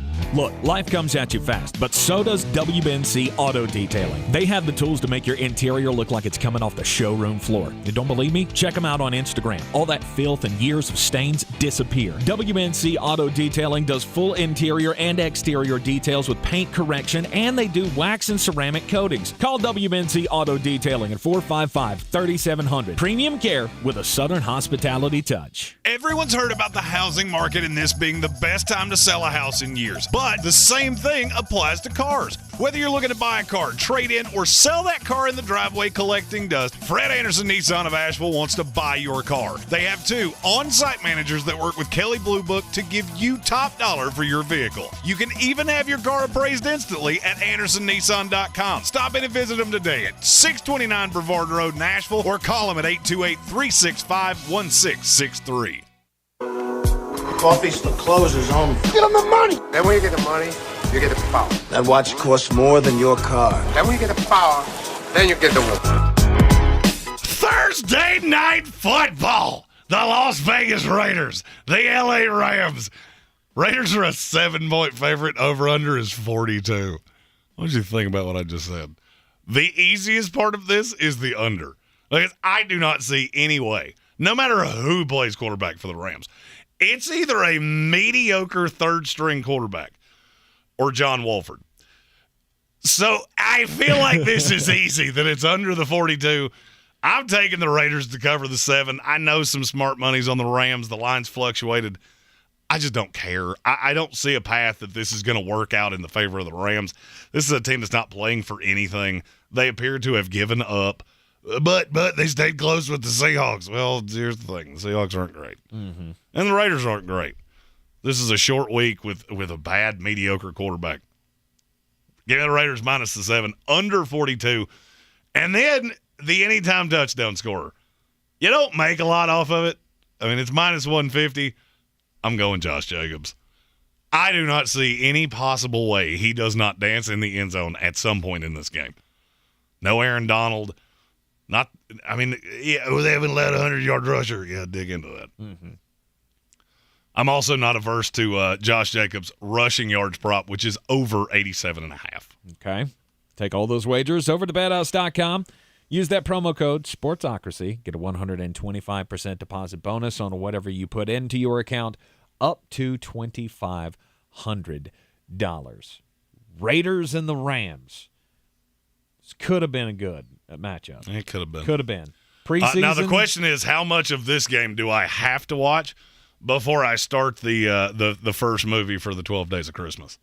Ooh, what's the first one? I don't know. We haven't decided yet? No, we haven't decided yet. Where's my list? I had a list here of some of the movies. I mean, look, I've watched all the classics, and I hated the vast majority of them. Yeah. If you make me watch that stupid, you know what? It's that stupid Christmas Story movie. That's the right answer. The new one? Yeah, the new one. It wasn't bad. Because I absolutely detested the first one. It wasn't bad. It was fine.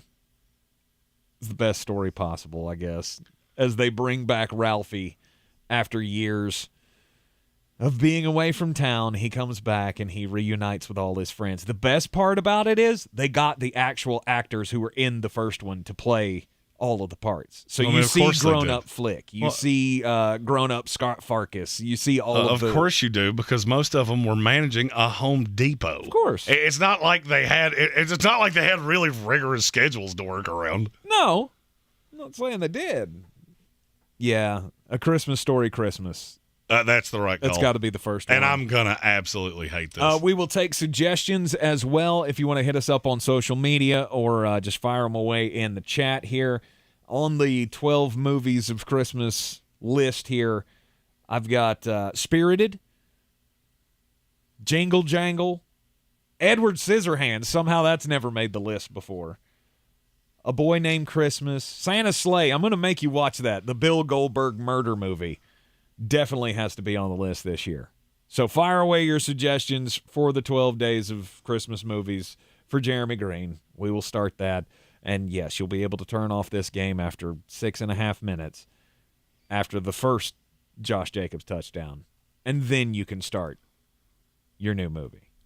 You're in the Sportsocracy here on ESPN Asheville. We'll be back with you tomorrow at 3 o'clock. It'll be a football Friday. We'll play Beat the Chief, pick all the games, and more. This is your Exergen Temporal Scanner weather forecast on ESPN Asheville. Rainy weather could close down the work week here in Asheville with some quarter-inch plus rains here into Friday and Saturday, and I think we'll keep the rain chances around through Sunday. Not until Monday, Tuesday next week that we see the sunshine back in our forecast. Rain and showers tonight, 48 degrees in the valley. Showers Friday and Saturday. Temperatures near 50 for daytime highs, mid-40s for nighttime lows. Not a big swing to the temps. I'm meteorologist Scott Larimore. That's the latest Weather Channel forecast. This is your time saver traffic on the new ESPN Asheville. Driving slow, 240 west end eastbound on the Captain Jeff Bourne Bridge. 26 eastbound slows between Brevard Road and Airport Road. 26 on the westbound side slow between Airport Road and the Blue Ridge Parkway. Haywood County, 40 westbound crawling between NC 209 and US 276. Sardis Road northbound is slow between Brevard Road and Sand Hill Road. Near the NC Arboretum, Brevard Road southbound slow between the Blue Ridge Parkway and Clayton Road. Again, Brevard Road southbound slow approaching Long Shoals Road. Hendersonville Road southbound slow between Biltmore Forest and Overlook Road. Sweden Creek Road southbound slow between the Blue Ridge Parkway and Mills Gap Road. I'm Lee Benfield with your Time Saver Traffic. This This report is sponsored by KFC. Brought to you by KFC's $5 Famous Bowl. Gift yourself something extra tasty this holiday season, packed with creamy mashed potatoes.